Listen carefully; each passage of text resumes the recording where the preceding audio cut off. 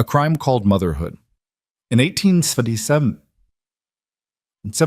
Buckskin, Arizona, a woman was beaten unconscious, not for stealing, not for lying, but for giving birth to a daughter. Her crime? Being a mother to girls. Her sentence? A lifetime of bruises and shame, but one stranger's defiance would ignite a revolution that shattered the chains of an entire town. This is the story of Evelyn Pierce, the woman who turned her greatest shame into her proudest legacy.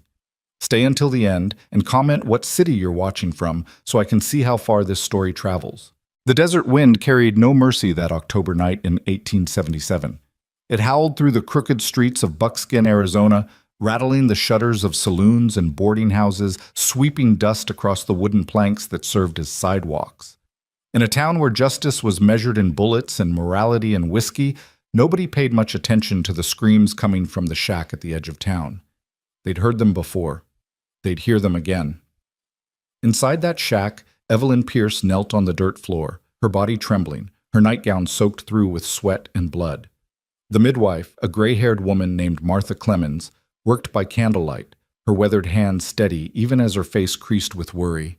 "Push now, child," Martha whispered, her voice barely audible over the wind. "Just one more. You're almost there." Evelyn gritted her teeth, every muscle in her body screaming in protest.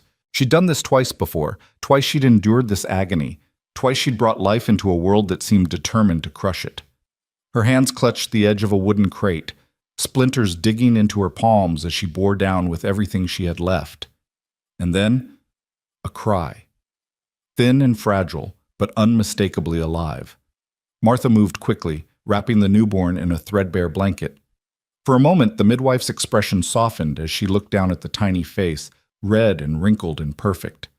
Then her eyes lifted to Evelyn, and something like sorrow flickered there. "It's a girl," Martha said quietly. The words hung in the air like a death sentence. Evelyn's breath caught in her throat. She reached out with shaking hands, and Martha placed the baby against her chest. The infant's warmth seeped through the thin fabric of her nightgown, and for one precious moment, the world narrowed to just the two of them, mother and daughter, breathing in sync. "She's beautiful," Evelyn whispered, tears streaming down her face. "She's so beautiful." Behind the door that separated the main room from the sleeping alcove, two small faces peered through the gap. Sarah, 7 years old, with her mother's dark hair and her father's sharp chin, and little Margaret, barely 5, clutching her older sister's hand with white-knuckled terror. They'd been through this before, too. They knew what came next. Martha gathered her supplies with practiced efficiency, her movements quick and purposeful. "I'll be going now," she said, not quite meeting Evelyn's eyes. "You rest. Keep the baby warm." "Martha," Evelyn's voice cracked. "Please, don't tell him yet. Just give me tonight. Just one night." The midwife's jaw tightened. For a moment, she looked as though she might refuse. Then she gave a single sharp nod. "I'll take the long way home," she said. "But Evelyn, you know I can't protect you from what's coming." The door creaked shut behind her, and the shack fell silent except for the baby's soft mewling and the relentless wind outside. Evelyn pulled her daughter closer, pressing her lips to the infant's forehead.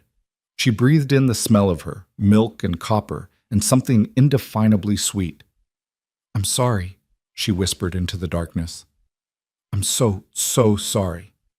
Sarah crept out from behind the door, Margaret following close behind. They moved like ghosts, their bare feet silent on the dirt floor. Sarah's eyes were too old for her age, haunted by things no child should have witnessed. "Mama?" she whispered. Is it another girl?" Evelyn nodded, unable to speak past the lump in her throat. Margaret began to cry, quiet, hiccuping sobs that she tried desperately to muffle with her hands. Sarah wrapped an arm around her sister's shoulders, her small face set in grim determination. "It's going to be bad this time, ain't it?" Sarah said. It wasn't really a question. Before Evelyn could answer, the sound of heavy boots on the wooden steps outside sent ice through her veins. The door crashed open, slamming against the wall with such force that dust rained down from the rafters. Caleb Pierce stood in the doorway, his massive frame silhouetted against the night sky. He'd been drinking. The sour stench of whiskey rolled off him in waves, mixing with the smell of sweat and tobacco. "Well?" His voice was a low growl, dangerous and unpredictable. What is it? Evelyn clutched the baby tighter, instinctively trying to shield her with her body. Caleb, please. I asked you a question, woman. He took a step inside, his boots thundering against the floorboards. His eyes were bloodshot, his face flushed with alcohol and rage. Boy or girl? The silence stretched out like a rope pulled taut, ready to snap. Girl, Evelyn finally whispered. For a heartbeat, Caleb stood perfectly still. Then his face contorted into something inhuman, a mask of pure fury that made Evelyn's daughter shrink back into the shadows. A girl, he repeated, his voice dropping to a whisper more terrifying than any shout. Another goddamn girl. He crossed the room in 3 long strides. Evelyn barely had time to turn away before his hand connected with the side of her head, the impact sending stars exploding across her vision. She crumpled to her knees, somehow managing to keep the baby cradled against her chest, even as pain radiated through her skull. 3 times, Caleb roared, his spit flying. 3 times I waited, and 3 times you give me nothing but useless daughters. What kind of woman are you? What kind of curse did I marry? He kicked her in the ribs, and Evelyn's breath left her lungs in a rush. She curled around the baby, her back taking the brunt of his boot as it came down again and again. Through the ringing in her ears, she could hear Margaret screaming, could hear Sarah begging their father to stop. Shut up! Caleb backhanded Sarah across the face, sending the girl sprawling. This is your mother's fault. She's the one who can't give me a son. She's the one who's shaming this family. Blood ran hot down Evelyn's temple, dripping onto the dirt floor. Each breath felt like broken glass in her lungs. But still, she held onto the baby, her arms locked around the tiny body with a strength that came from somewhere beyond physical endurance. Please, she gasped. Please, Caleb. She's just a baby. She didn't choose. That's the problem. He grabbed a fistful of her hair, yanking her head back so violently she felt something pop in her neck. None of you chose, but I'm stuck with you. 3 daughters. Do you know what that means? Do you know how the men laugh at me in the saloon? Poor Caleb Pierce, they say, can't even make a son. What kind of man is he? His fist came down on her face, and Evelyn felt her lips split, tasted copper flooding her mouth. The world tilted sideways. Darkness crept in at the edges of her vision. Worthless, Caleb spat, releasing her hair. She collapsed onto the floor, her body curling protectively around the baby. All of you. Worthless. He turned and stumbled toward the door, pausing in the threshold. Don't expect me back tonight, he slurred. I can't stand the sight of you. The door slammed shut behind him, and for a long moment the only sound was Margaret's broken sobbing and the baby's frightened wails. Sarah crawled to her mother's side, her small hands hovering uncertainly over Evelyn's battered body. Mama, please get up. Evelyn forced her eyes open, though the effort sent fresh waves of pain through her skull. Blood pooled beneath her cheek, warm and sticky. Every breath was agony.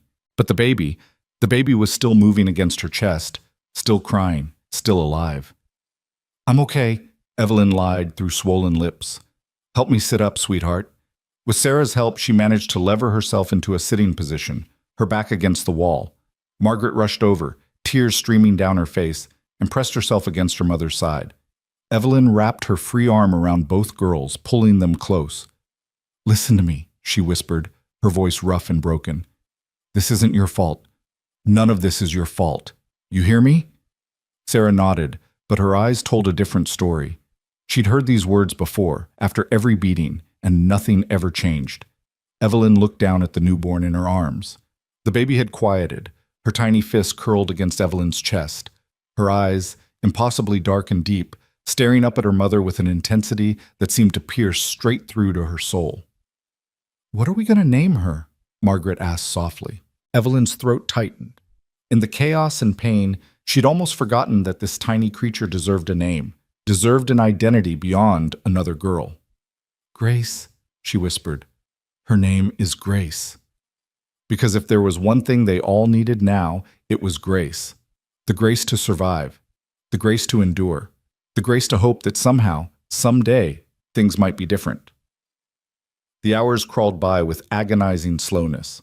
Evelyn drifted in and out of consciousness, her daughters keeping watch beside her. Sarah tore strips from an old petticoat and used them to clean her mother's wounds, her small hands surprisingly steady. Margaret sang softly, a lullaby their grandmother had taught them, back before she'd died, and left them alone with Caleb. Dawn was still hours away when the sound of wagon wheels crunching over gravel made them all freeze. Evelyn's heart hammered against her ribs. Had Caleb come back already? Was he bringing friends, witnesses to her failure? But the footsteps that approached the door were different, measured, purposeful, lacking the aggressive stomp of Caleb's boots. A knock came, soft but firm. "Mrs. Pierce?" The voice was male but gentle, carrying a quality Evelyn couldn't quite place. Concern, maybe, or pity. "Ma'am, my name is Samuel Graves. Martha Clemens sent me. She's worried about you and your girls." Evelyn tried to respond, but her voice came out as little more than a croak.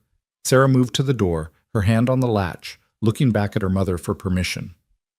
"Don't," Evelyn whispered, terror flooding through her. "Don't open it. Men don't help women like me. They only make things worse." "Mama, we have to try," Sarah said, her voice carrying a desperation that broke Evelyn's heart. "We can't keep going like this. We just can't." Before Evelyn could protest further, Sarah lifted the latch and cracked the door open. Through the gap, Evelyn caught a glimpse of a man's silhouette, tall and lean, with a hat held respectfully in his hands. The pre-dawn light was just beginning to paint the horizon, casting everything in shades of deep blue and gray. "Please," Samuel Graves said, and something in his voice made Evelyn's protest die in her throat. "I'm not here to judge or to interfere. Martha said you might need help, and I have a wagon and a ranch about 5 miles from here where nobody would bother you. Not tonight, anyway." "Why?" The word escaped Evelyn's lips before she could stop it. "Why would you help us?" Through the narrow opening, she saw Samuel's shoulders rise and fall in a slow breath. "Because I had a daughter once," he said quietly, "and a wife. And I lost them both to fever 3 years back. And every day since, I've wondered what the world might have been like if someone had been there to help them when they needed it most." Silence fell between them, broken only by the wind and the distant cry of a coyote. "My husband," Evelyn began. "Your husband rode off toward the saloons an hour ago," Samuel interrupted gently. "I passed him on my way into town. He won't even know you're gone until morning, if then. And by the time he sobers up enough to care, well, you could be somewhere safe." Sarah looked back at her mother, her eyes pleading. Margaret had stopped crying, her attention fixed on the stranger at the door with a mixture of hope and fear. Evelyn's mind raced, every instinct screaming at her to refuse, to stay, to endure as she always had. Strange men didn't offer help without expecting something in return. Everyone knew that. And yet, she looked down at Grace, sleeping fitfully in her arms. She looked at Sarah's bruised cheek, at Margaret's tear-stained face. She thought about tomorrow, and the day after that, and all the endless days of violence and shame that stretched out before them like a road leading nowhere but suffering. "If birthing daughters shames a man," Samuel said, his voice carrying through the crack in the door like a lifeline thrown to a drowning woman, "then I'll raise them proud, every last one." The words hit Evelyn like a physical blow, not of pain, but of something she'd almost forgotten existed. Hope. Dangerous, terrifying hope. "Give me 5 minutes," she whispered. "Just 5 minutes to gather our things." She saw Samuel nod through the gap in the door. "I'll ready the wagon, ma'am. Take your time." Sarah closed the door and turned to her mother, her eyes wide with disbelief. "Are we really leaving?" "I don't know if we should," Evelyn admitted, struggling to her feet with Margaret's help. Every movement sent fresh pain lancing through her body, but she forced herself upright. "I don't know if this is right or if it's madness, but I know I can't watch him hurt you girls anymore. I can't." They moved quickly, gathering what little they owned, a few clothes, a tin cup, the quilt Evelyn's mother had made. Margaret found her one treasured possession, a carved wooden horse that her grandfather had given her before he died. Sarah clutched a book of prayers that the traveling preacher had gifted her last summer. Evelyn wrapped Grace in the cleanest blanket they had and held her close. "If this stranger means us harm," she whispered to her daughters, "we run. You understand? You run, and you don't look back. Promise me." Both girls nodded solemnly. When they emerged from the shack, the sky had lightened to a deep purple, stars still visible but fading fast. Samuel stood beside a sturdy-looking wagon, his horse, a patient-eyed roan, already hitched and ready. In the growing light, Evelyn could see him more clearly, a man in his mid-30s, with weathered skin and kind eyes.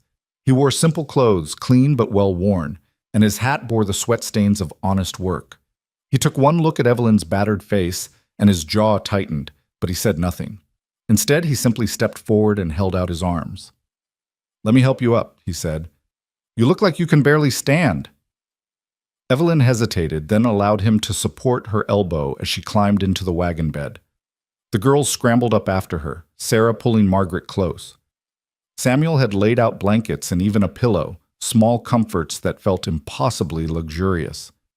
"There's water in that canteen," he said, pointing to a leather container hanging from the wagon's side. "And some cornbread wrapped in cloth. It's not much, but it'll hold you till we get to the ranch." He climbed onto the driver's seat and took up the reins. The wagon lurched forward, wheels creaking, and Buckskin began to recede behind them. Evelyn watched the shack grow smaller and smaller, half expecting Caleb to come roaring out of the darkness to drag her back into that hell she'd called home for 8 long years. But the streets remained empty. The only witnesses to their departure were the stars overhead and the wind that whispered through the sage. "Where's your ranch?" Evelyn asked, her voice barely carrying over the sound of the wheels. "Beyond the ridge," Samuel called back. "It's not much, just a small house and some land. I raise horses mostly, sell them to the cavalry fort when they're ready. It's quiet, peaceful, a good place for children to grow up." Sarah leaned against her mother's shoulder, exhaustion finally overtaking her fear. Margaret had already fallen asleep, her head pillowed on the quilt. Only Evelyn remained awake, her eyes fixed on the horizon as the sun began its slow climb into the sky. She'd left everything she'd ever known behind. Her home, however terrible. Her husband, however cruel. The life she'd built, however broken. And for what? The word of a stranger? The slim hope that somewhere in this harsh desert, kindness might actually exist? But as Grace stirred in her arms, letting out a small, sleepy sound, Evelyn felt something shift inside her chest. Not quite peace. She was too raw for that, too damaged. But perhaps the first fragile seed of it, the possibility that her daughters might grow up without fear, that they might learn their worth not from a man's fists, but from a man's respect. It was a foolish hope, probably, a desperate woman's fantasy. But for the first time in years, Evelyn Pierce dared to hope anyway. The journey took nearly 2 hours, the wagon following a winding trail that cut through rocky outcroppings and stands of juniper.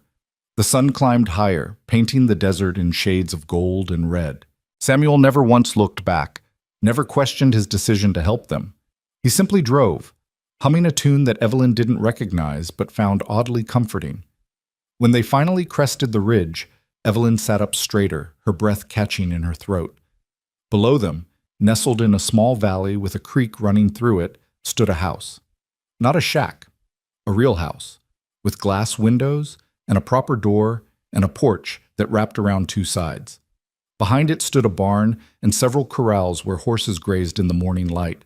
Cottonwood trees lined the creek, their leaves already turning gold with the changing season. It looked like something out of a dream or a fairy tale, too good to be real. "This is your home?" she whispered. Samuel nodded, guiding the wagon down the slope. "Built it with my own hands," he said, and there was quiet pride in his voice. "My wife, Anna, she picked out where every window should go. Said she wanted to be able to see the sunrise from the kitchen and the sunset from the bedroom. She would have liked you and your girls, I think. She always wanted a house full of children." They pulled up in front of the porch, and Samuel set the brake. He climbed down and turned to help Evelyn, but she was already struggling to her feet, determined to do it herself. Her legs nearly gave out when her boots hit the ground, but she caught herself against the wagon's side, her pride refusing to let her fall. Sarah and Margaret tumbled out after her, their eyes wide as they took in their surroundings. Margaret pointed at the creek, then at the horses, her mouth forming a perfect O of wonder. Can we go look?" she asked hesitantly, as though expecting to be told no, to be punished for even asking. "Later," Evelyn said gently. First, we need to get inside and— Go ahead, Samuel interrupted. He smiled at Margaret, the expression transforming his weathered face. The creek's shallow this time of year and the horses are friendly. Just don't get too close to the gray one. He's got a habit of trying to nibble on hair. Margaret looked to her mother for permission. Evelyn hesitated, then nodded. Stay where I can see you. The two girls ran off toward the water, their laughter, genuine laughter, not the nervous, frightened kind, floating back on the morning breeze. Evelyn watched them go, something painfully tight loosening in her chest. Come on, Samuel said. Let's get you settled. You look like you're about to fall over. He was right. Now that the adrenaline was fading, exhaustion crashed over Evelyn like a wave. She let him guide her up the porch steps and through the front door. The interior of the house was simple but clean. A stone fireplace dominated one wall of the main room, with comfortable chairs positioned nearby. A kitchen area occupied the back, complete with a cast-iron stove and a hand pump for water. Shelves lined the walls, holding books and tools and small mementos. It smelled of wood smoke and coffee and something indefinably masculine but not unpleasant. There's a bedroom through that door, Samuel said, pointing. You and the girls can take it. I'll sleep in the barn. The barn? Evelyn repeated, startled. But this is your home. We can't— You can, and you will, Samuel said firmly but gently. You need rest, and you need privacy. Besides, I've slept in worse places. The barn's got a decent loft, and it'll do me just fine. He crossed to a trunk by the fireplace and pulled out several quilts, handing them to Evelyn. These belong to my wife. She'd want them used. And there's a basin and pitcher in the bedroom if you want to wash up. I'll give you some privacy. He moved toward the door, then paused, his hand on the frame. Mrs. Pierce, I meant what I said earlier. You're safe here, as long as you need. No expectations, no obligations, just safety. Evelyn stood frozen in the middle of the room, clutching the quilts to her chest, baby Grace beginning to fuss against her shoulder. She wanted to believe him. God, how she wanted to believe him. But trust was a luxury she'd stopped being able to afford years ago. Why? She asked again, her voice breaking. Why are you doing this? Samuel was quiet for a long moment, his gaze distant, focused on something she couldn't see. Because someone should have helped Anna when she needed it, he finally said. Someone should have been there when the fever took her and our daughter, and they weren't. And I've carried that guilt every day since. Maybe I can't save everyone, but I can save you, if you'll let me. He stepped outside before she could respond, pulling the door shut behind him.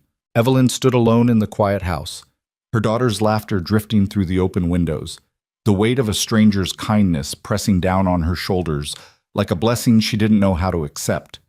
She walked slowly to the bedroom, pushed open the door with her hip. Inside, she found a real bed. Not a pallet on the floor, but an actual bed with a frame and a mattress stuffed with something soft. The basin Samuel had mentioned sat on a washstand with a clean towel folded beside it. Evelyn sat on the edge of the bed, and the moment her weight settled onto that soft surface, something inside her broke. The tears came in great, heaving sobs that shook her entire body. She bent over Grace, her tears falling onto the baby's blanket, and wept for everything she'd endured, for every bruise and every harsh word, for every night she'd lain awake wondering if Caleb would kill her in her sleep. But she also wept for something new, something terrifying and fragile, and almost too painful to name. Hope.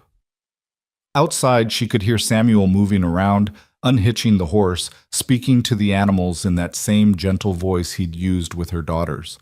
Through the wall came the sound of him settling into the barn, and then, faintly, almost imperceptibly, the soft strains of a guitar.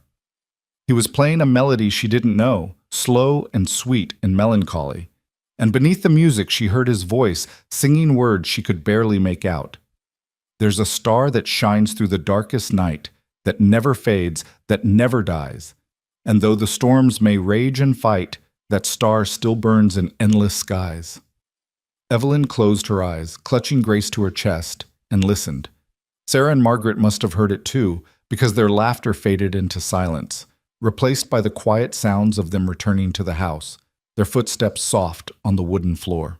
They slipped into the bedroom, wet from the creek, smelling of fresh air and freedom, and climbed onto the bed beside their mother. Sarah wrapped her arms around Evelyn from one side, Margaret from the other, and together they lay there, four females who'd been called worthless, listening to a stranger sing them a song about a star that never went out. "Mama?" Margaret whispered. "Are we going to stay here?" Evelyn stroked her daughter's hair, her hand trembling. "I don't know, baby. I honestly don't know." "I hope we do," Sarah said quietly. "I hope we can stay forever." Evelyn didn't answer. She couldn't promise them forever. She couldn't promise them anything except this moment, this one perfect moment of safety and warmth and the sound of a man's voice singing not in anger, but in hope. But maybe, she thought as her eyes finally drifted closed, maybe one moment was enough to start with. Maybe one moment could become two. And maybe, just maybe, those moments could add up to something resembling a life. Outside, Samuel Graves continued to play his guitar, his weathered fingers moving across the strings with practiced ease. He sang about stars and storms and the quiet courage it took to keep going when everything told you to quit. He sang for the woman and children sleeping in his house, for the wife and daughter he'd lost, for every broken soul trying to find their way through the darkness. And in the growing light of that Arizona morning, his music floated across the valley like a prayer, or perhaps a promise, that somewhere in this harsh, unforgiving world, kindness could still exist. That somewhere, somehow, broken things could be made whole again. The sun climbed higher, spilling golden light through the bedroom window, and across the quilt where Evelyn and her daughters lay tangled together like shipwreck survivors clinging to a raft. Evelyn woke first, her body stiff and aching, every bruise announcing itself with fresh insistence. For a disorienting moment, she forgot where she was, the softness of the mattress beneath her, the clean smell of cotton and cedar, the absence of Caleb's angry breathing beside her. Then it all came rushing back. The wagon, the stranger, the impossible kindness that felt more like a trap she hadn't yet sprung. Grace stirred against her chest, making small, hungry sounds. Evelyn sat up carefully, trying not to wake Sarah and Margaret, who were still lost in the deep sleep of exhausted children. Through the window, she could see Samuel moving between the barn and one of the corrals, leading a chestnut mare by a rope halter. He moved with quiet confidence, his gestures economical and sure. She watched him for a long moment, searching for signs of the darkness she knew must lurk beneath his surface. All men had it, that capacity for cruelty, for violence, for turning kindness into currency that demanded repayment. Caleb had been sweet once too, in the beginning. He'd brought her wildflowers and called her beautiful and promised her a life of comfort and respect. Those promises had lasted exactly as long as it took to say wedding vows and close the bedroom door. Grace's fussing grew more insistent, pulling Evelyn back to the present. She needed to feed her daughter, to clean herself up, to figure out what came next. One step at a time. That was all she could manage. One breath, one moment, one decision at a time. She rose from the bed, wincing as her ribs protested. In the morning light, she caught sight of herself in a small mirror hanging on the wall and almost didn't recognize the woman staring back. Her left eye had swollen nearly shut, the skin around it a deep purple black. Her lip was split and crusted with dried blood. Bruises mottled her neck like ugly flowers blooming under her skin. "Mama?" Sarah's voice was small and uncertain. "Are you okay?"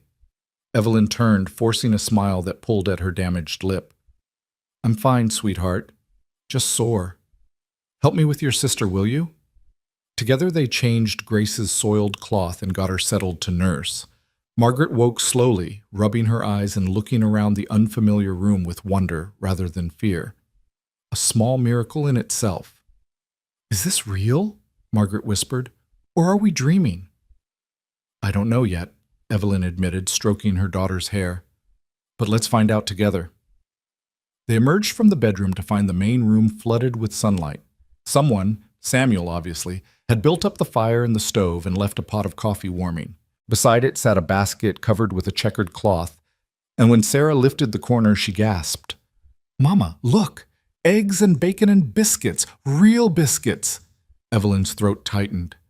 When was the last time her daughters had eaten a proper breakfast?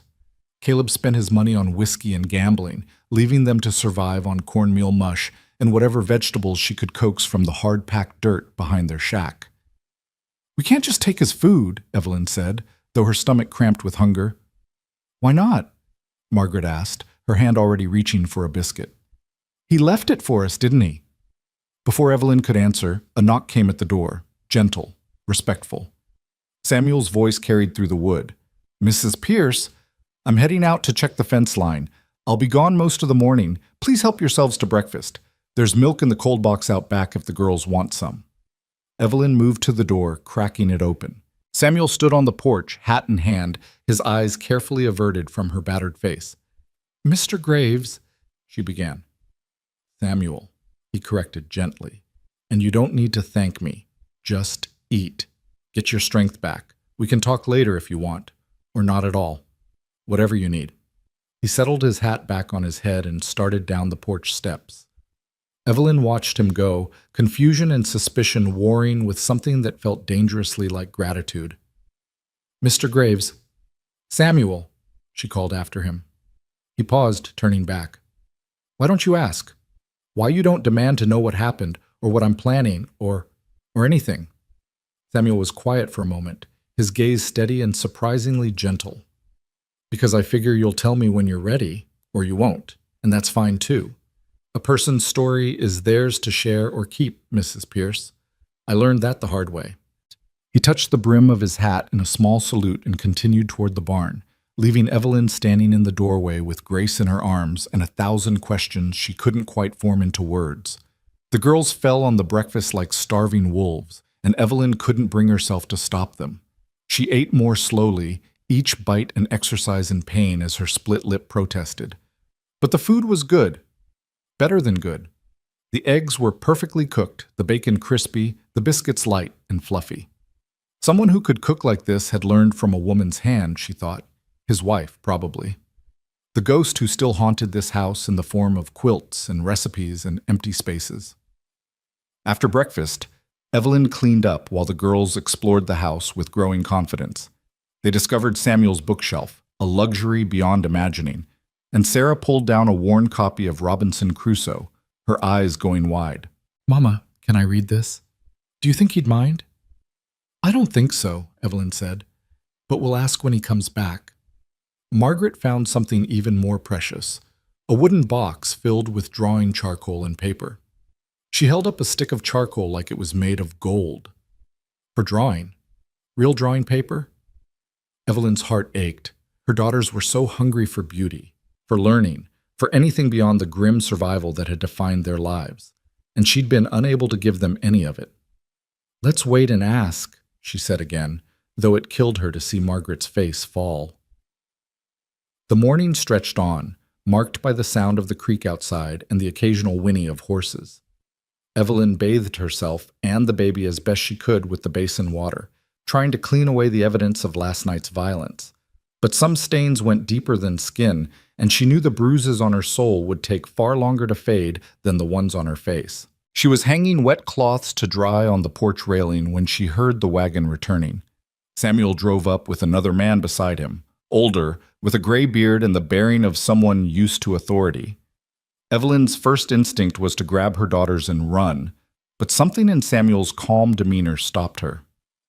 Mrs. Pierce, Samuel called as he set the brake. This is Doc Matheson. I thought maybe he could take a look at you and the baby. Make sure everything's healing proper. The doctor climbed down, medical bag in hand. He had kind eyes, she noticed, and gentle hands that moved with the certainty of long practice. No need to be frightened, ma'am, Doc Matheson said. Samuel told me you had a rough night. I just want to make sure there's no serious damage that needs tending. Evelyn looked between them, trying to read the situation. Was this a trap? Had Samuel reported her to the authorities? Would they send her back to Caleb, back to that shack, and the endless cycle of violence? I don't have money to pay you, she said, her voice harder than she intended. Didn't ask for any, the doctor replied. Now, can we go inside? Or would you prefer I examine you out here where God and everyone can watch? The gentle sarcasm in his tone was so unexpected that Evelyn almost smiled. Almost.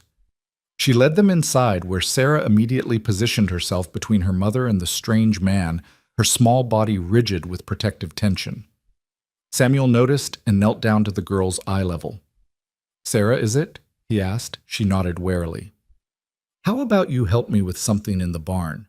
I've got a new foal that could use some checking on, and I suspect you've got a gentle touch with animals. Sarah looked to her mother for permission. Evelyn hesitated, then nodded. Take Margaret with you. When the girls had gone, Doc Matheson set his bag on the table and gestured for Evelyn to sit. His examination was thorough but impersonal, his touch clinical. He checked her ribs, looked at her eyes, examined the cut on her lip and the bruises on her neck. Nothing broken, he finally announced, though you came damn close with these ribs. You're going to hurt for a good while longer, but time will heal it. The baby? Evelyn handed Grace over, watching anxiously as the doctor examined her newborn daughter with the same careful attention. After a few minutes, he smiled. Healthy as a horse, he declared. Good color, good reflexes. Whatever happened last night, you protected her well. Something in Evelyn's chest loosened slightly. And you won't tell anyone where we are? Doc Matheson's expression hardened. Mrs. Pierce, I took an oath to do no harm. That includes keeping my mouth shut when a woman finds the courage to escape a bad situation. Far as I'm concerned, I made a house call 5 miles in the other direction this morning. Understood? Tears pricked at Evelyn's eyes. Why does everyone keep helping us? What do you want from me? Not a damn thing, the doctor said bluntly, except maybe for you to let yourself heal, both body and spirit. He packed up his bag and headed for the door, then paused. Samuel Graves is a good man, Mrs. Pierce. Lost his whole world 3 years back and didn't let it make him bitter. You could do worse than trusting him, though I suspect trust isn't something that comes easy to you anymore. After he left, Evelyn sat alone in the quiet house, Grace sleeping in her arms. Through the window, she could see Samuel with her daughters, showing them how to approach the mare and her foal. Margaret was laughing, actually laughing, as the foal nuzzled her palm. Sarah stood more cautiously, but even from this distance, Evelyn could see the wonder on her face. When was the last time her girls had laughed? Really laughed, without fear behind it. That night, after a supper of venison stew and fresh bread that Samuel had somehow conjured, the girls begged to stay up a little longer. Samuel had pulled out his guitar again, and the sound of it seemed to hold them all in its spell. Do you know any happy songs? Margaret asked, perched on the floor near his chair. Samuel's fingers stilled on the strings. I might remember a few. What kind of happy songs? The kind Grandma used to sing, Sarah said softly, before she died. About sunshine and flowers and good things. Something passed across Samuel's face, grief, maybe, or memory. Then he began to play a lilting melody, his voice rising in a song about a mockingbird and a diamond ring. The girls watched him with rapt attention, and gradually Margaret began to hum along. Evelyn stood in the kitchen doorway, baby Grace cradled against her shoulder, and felt something crack inside her. This stranger, this man who owed them nothing, was giving her daughters what she'd been unable to provide. Hope, joy, the simple pleasure of music without menace behind it. When the song ended, Margaret clapped her hands. Another one! Please! It's late, Evelyn said, her voice rough. We should let Mr. Graves rest. One more won't hurt, Samuel said, his eyes finding hers across the room. If it's all right with you. Evelyn nodded, unable to speak past the lump in her throat. He played another song and another, until Margaret's eyes grew heavy and Sarah leaned against the chair, fighting sleep. Finally, Evelyn herded them to bed, tucking them in with the quilts that had belonged to Samuel's wife. Mama, Margaret whispered as Evelyn bent to kiss her forehead. Can we stay here forever? I don't know, baby. We'll see. I like it here, Sarah added quietly. I like that nobody yells, nobody hits, nobody says we're mistakes. Evelyn's vision blurred. You are never mistakes, never. You hear me? Then why did Papa? Sarah's voice broke. Because your Papa is broken inside, Evelyn said, choosing her words carefully. And broken people sometimes hurt others to feel less broken themselves. But that's his failing, not yours. Never yours. She stayed with them until they drifted off, then returned to the main room to find Samuel banking the fire for the night. He looked up when she entered, his expression unreadable in the dim light. They're good girls, he said. smart, kind. You've raised them well despite their father, Evelyn finished. Despite growing up in hell? I wasn't going to put it quite that way, but yes. An uncomfortable silence fell between them. Samuel gathered his hat and jacket, preparing to retreat to the barn as he'd done the night before. But Evelyn's voice stopped him at the door. "Why do you sleep in the barn?" she asked. "This is your home. We're the intruders." Samuel turned, his hand on the doorframe. "You're not intruders. You're guests. And guests deserve privacy and safety. The barn's fine for me. But it's cold at night and uncomfortable. And Mrs. Pierce," Samuel interrupted gently, "I sleep in the barn because I want you to feel safe. Because I know what it's like to be afraid in your own home. To wonder if the person you're supposed to trust is going to hurt you. My Anna, near the end when the fever had her in its grip, she was delirious. She looked at me like I was a stranger, like she was afraid of me. And that look broke something in me that I don't think will ever fully heal." He cleared his throat roughly. "So I sleep in the barn because I need you to know that you're safe here, that I'm not going to come through that door in the middle of the night, that you can rest without one eye open, listening for footsteps. You understand?" Evelyn did understand, and the understanding made her want to weep. "You're a strange man, Samuel Graves." "So I've been told." He smiled, but it didn't quite reach his eyes. "Get some rest, Mrs. Pierce. Tomorrow's another day." He slipped out into the night, and Evelyn heard him cross the yard to the barn, his footsteps fading into the darkness. She stood alone in his house, this stranger's house, and tried to make sense of a world where kindness existed without conditions. It didn't make sense. Nothing about this made sense. But maybe, she thought as she settled into the big bed with Grace beside her and her older daughters curled close, maybe sense was overrated. Maybe sometimes you just had to accept grace when it was offered, even if you couldn't understand why. The days began to blur together in a way that felt both disorienting and oddly comforting.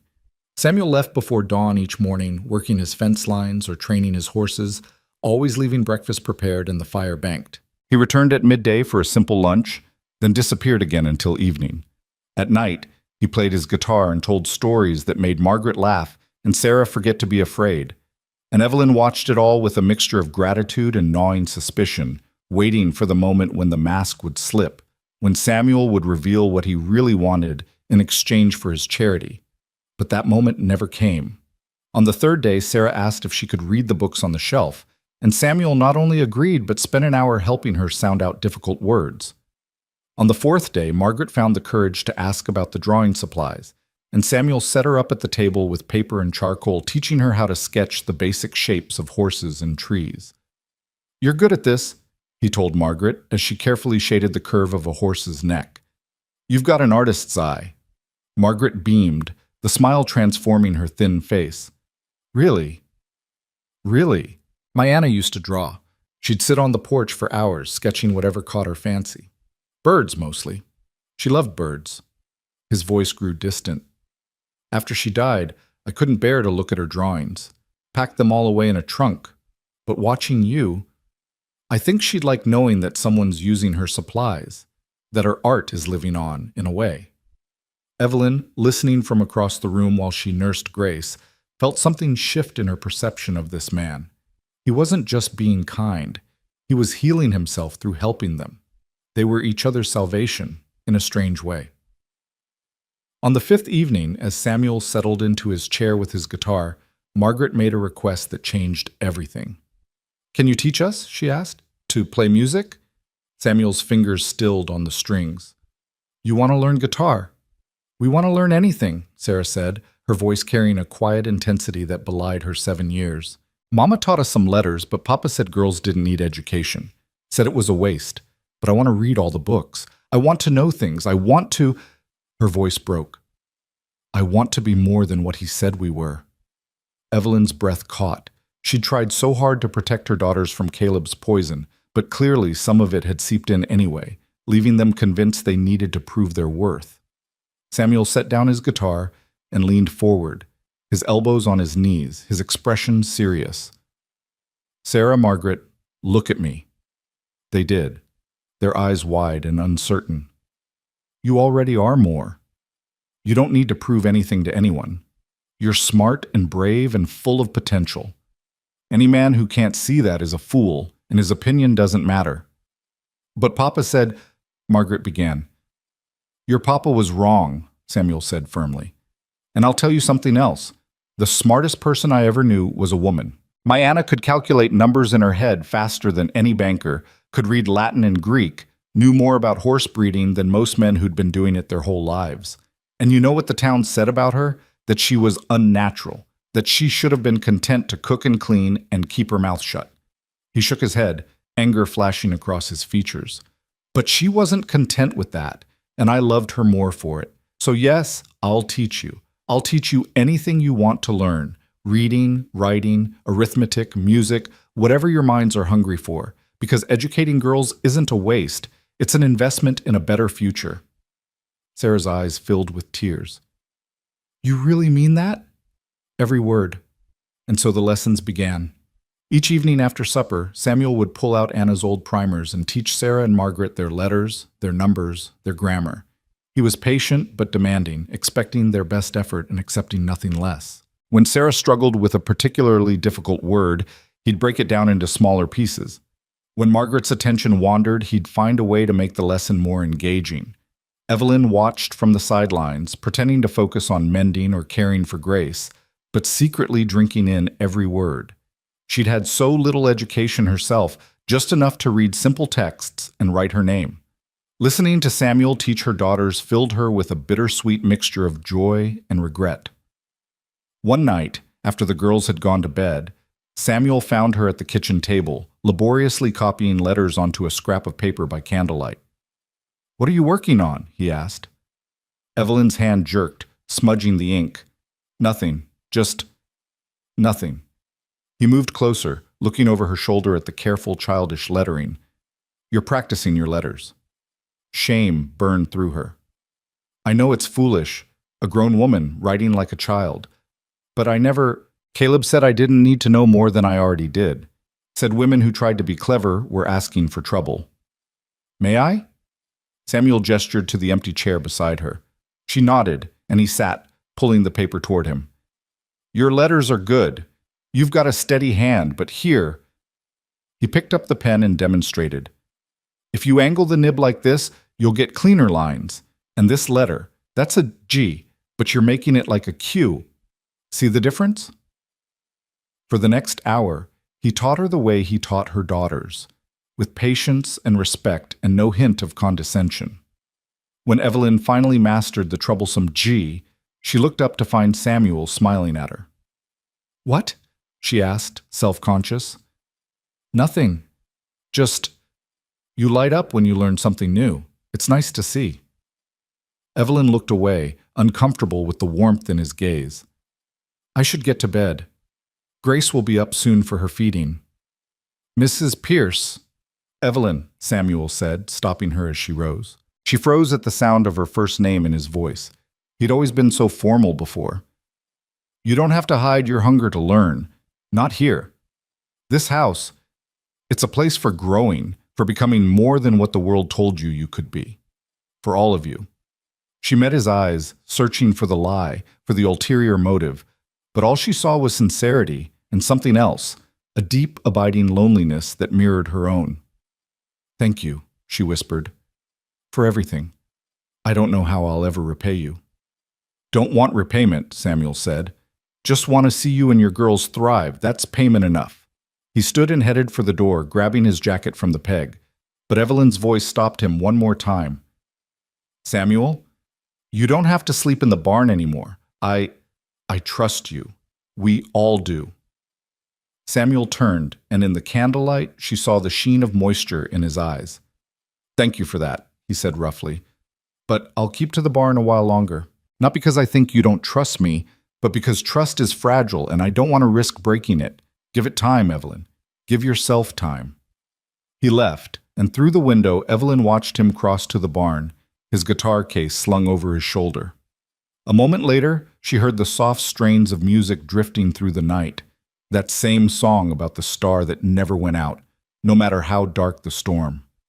She closed her eyes and let the music wash over her, and for the first time since leaving Buckskin, she allowed herself to believe that maybe, just maybe, they were going to be all right. But peace, Evelyn was learning, was always temporary, and the past had a way of catching up no matter how far or how fast you ran. The storm came on the 11th day, though not from the sky.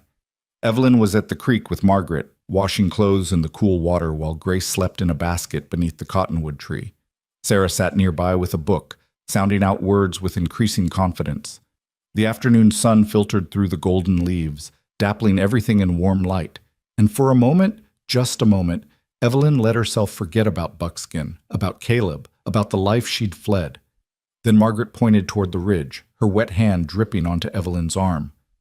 "Mama, look, Ryder's coming." Evelyn's blood turned to ice. She stood slowly, shading her eyes against the sun, and counted 4 horses descending the trail toward the ranch. Even from this distance, she recognized the lead rider by the way he sat his horse, slouched and aggressive, like violence barely contained. "Caleb." "Girls, get to the house," Evelyn said, her voice tight and controlled. "Now, don't run, walk normal, but get inside and bar the door." "Mama?" Sarah's face had gone white. "Do as I say." Evelyn scooped up Grace's basket with trembling hands. "Go. Hide in the bedroom. Don't come out no matter what you hear." She watched her daughters hurry toward the house, then forced herself to walk, not run, walk, back along the creek path. Her mind raced. Samuel was out in the north pasture, too far to hear if she called. The rifle he kept above the mantel might as well have been in another state. She had nothing, no weapon, no protection, nothing but her own body between Caleb and her children. By the time she reached the yard, the riders had arrived. Caleb swung down from his horse with the practiced ease of a man who'd spent more time in saloons than working, his 3 companions spreading out in a loose semicircle. She recognized 2 of them, Frank Jessup and Tom Barlow, men who'd witnessed Caleb's rages before and done nothing to stop them. The third was a stranger, older and harder looking, with a deputy's star pinned to his vest. "Well, well," Caleb said, his voice dripping with false cheer. "There's my runaway wife. Thought you could just disappear, did you? Thought I wouldn't find you?" Evelyn stopped 10 feet away, clutching Grace's basket to her chest. "How did you find us?" "Martha Clemens has a loose tongue when her husband needs money," Caleb said, moving closer. "Told me all about the stranger who came asking after you. Samuel Graves owns a horse ranch beyond the ridge. Weren't hard to figure out." He gestured to his companions. "Brought witnesses this time. Legal witnesses. You abandoned your husband, Evelyn. Left your home without permission. That makes you a thief. You stole yourself and my daughters and whatever else you could carry." "I stole nothing," Evelyn said, fighting to keep her voice steady. "I left because you beat me near to death for birthing a daughter. I left to save our children from watching you kill me." Frank Jessup shifted uncomfortably at that, but Tom Barlow just spat tobacco juice into the dirt. The deputy, his badge-red Porter, watched with cold, calculating eyes. "That's her version," Caleb said to Porter. "My version is she ran off with another man. Adultery, abandonment. I want my property back." "We're not property," Evelyn said, louder now. "We're human beings, and I'd rather die than go back to you." Caleb's face darkened. "You might get your wish, you ungrateful. That's far enough." Samuel's voice cut across the yard like a blade. He'd come from the barn, and Evelyn hadn't even heard him approach. He stood 20 feet away, his stance deceptively casual, a hammer hanging loose in his right hand. Not a gun, just a hammer. But something in his bearing made even Caleb pause. "This doesn't concern you, Graves," Caleb said. "This is between a man and his wife." "She's on my land," Samuel replied quietly. "That makes it my concern." "You hiding behind another man now, Evelyn?" Caleb sneered. "Found yourself a new husband already? Or maybe you're just spreading your legs for room and board?" Samuel's expression didn't change, but his knuckles went white around the hammer's handle. "Watch your mouth." "Or what? You gonna hit me with that hammer?" Caleb laughed, and his friends joined in. "I got a deputy here, Graves. I got the law on my side. You interfere with a man claiming his legal property. That's a crime."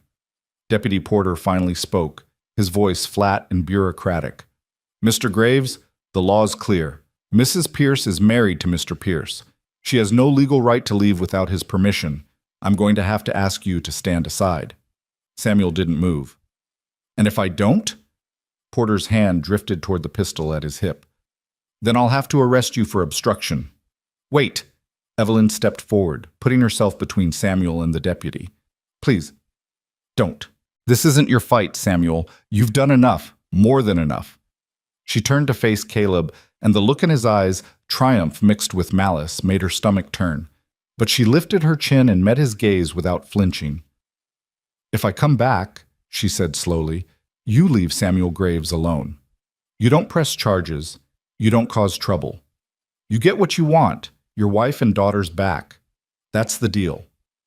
Evelyn, no. Samuel started forward, but Porter drew his gun, pointing it at Samuel's chest. Stay where you are, the deputy ordered. Caleb's smile was a slash of cruelty across his face. Well, now that's more like it. Finally remembering your place, are you? Took you long enough. He held out his hand. Come on then. Let's go home. Evelyn took one step forward, then another. Grace began to cry in her basket, as if sensing her mother's terror. Each step felt like walking to her own execution. But what choice did she have? If she refused, they'd arrest Samuel, maybe hurt him. And her daughters, God, her daughters would watch it all happen. She was 3 steps away when a voice rang out across the yard, young and fierce and absolutely certain. No! Sarah stood on the porch, her small body rigid with defiance. Margaret appeared behind her, tears streaming down her face, but her jaw set with determination.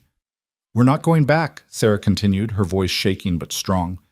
We're not going back to that place, to him. Caleb's expression shifted from triumph to rage. Get in the house, girl, before you what? Sarah demanded. Before you beat us like you beat Mama? Before you tell us we're mistakes and worthless and should have been sons? She took a step forward, and Evelyn's heart seized with fear and pride in equal measure. We heard what Mr. Samuel said, that we're not mistakes, that girls are just as valuable as boys, and we believe him, not you. You little... Caleb started toward the porch, but Samuel moved faster, putting himself in Caleb's path. The hammer was raised now, not threatening, but ready. Touch those children, and I'll break every bone in your hand, Samuel said, his voice so cold it could have frozen the desert. You want to fight someone? Fight me. Samuel, please, Evelyn begged, but he wasn't looking at her. His eyes were locked on Caleb, and there was something in them that made even Frank Jessup take a step back. You know what your problem is, Pierce? Samuel said conversationally. You're so busy trying to prove you're a man that you forgot how to be human. You beat a woman half your size to feel powerful. You terrorize children to feel in control. And you call it being a husband, being a father, when really it's just being a coward. Caleb's face went purple. You son of a... He swung wildly, but Samuel sidestepped easily, and the momentum of Caleb's own punch sent him stumbling.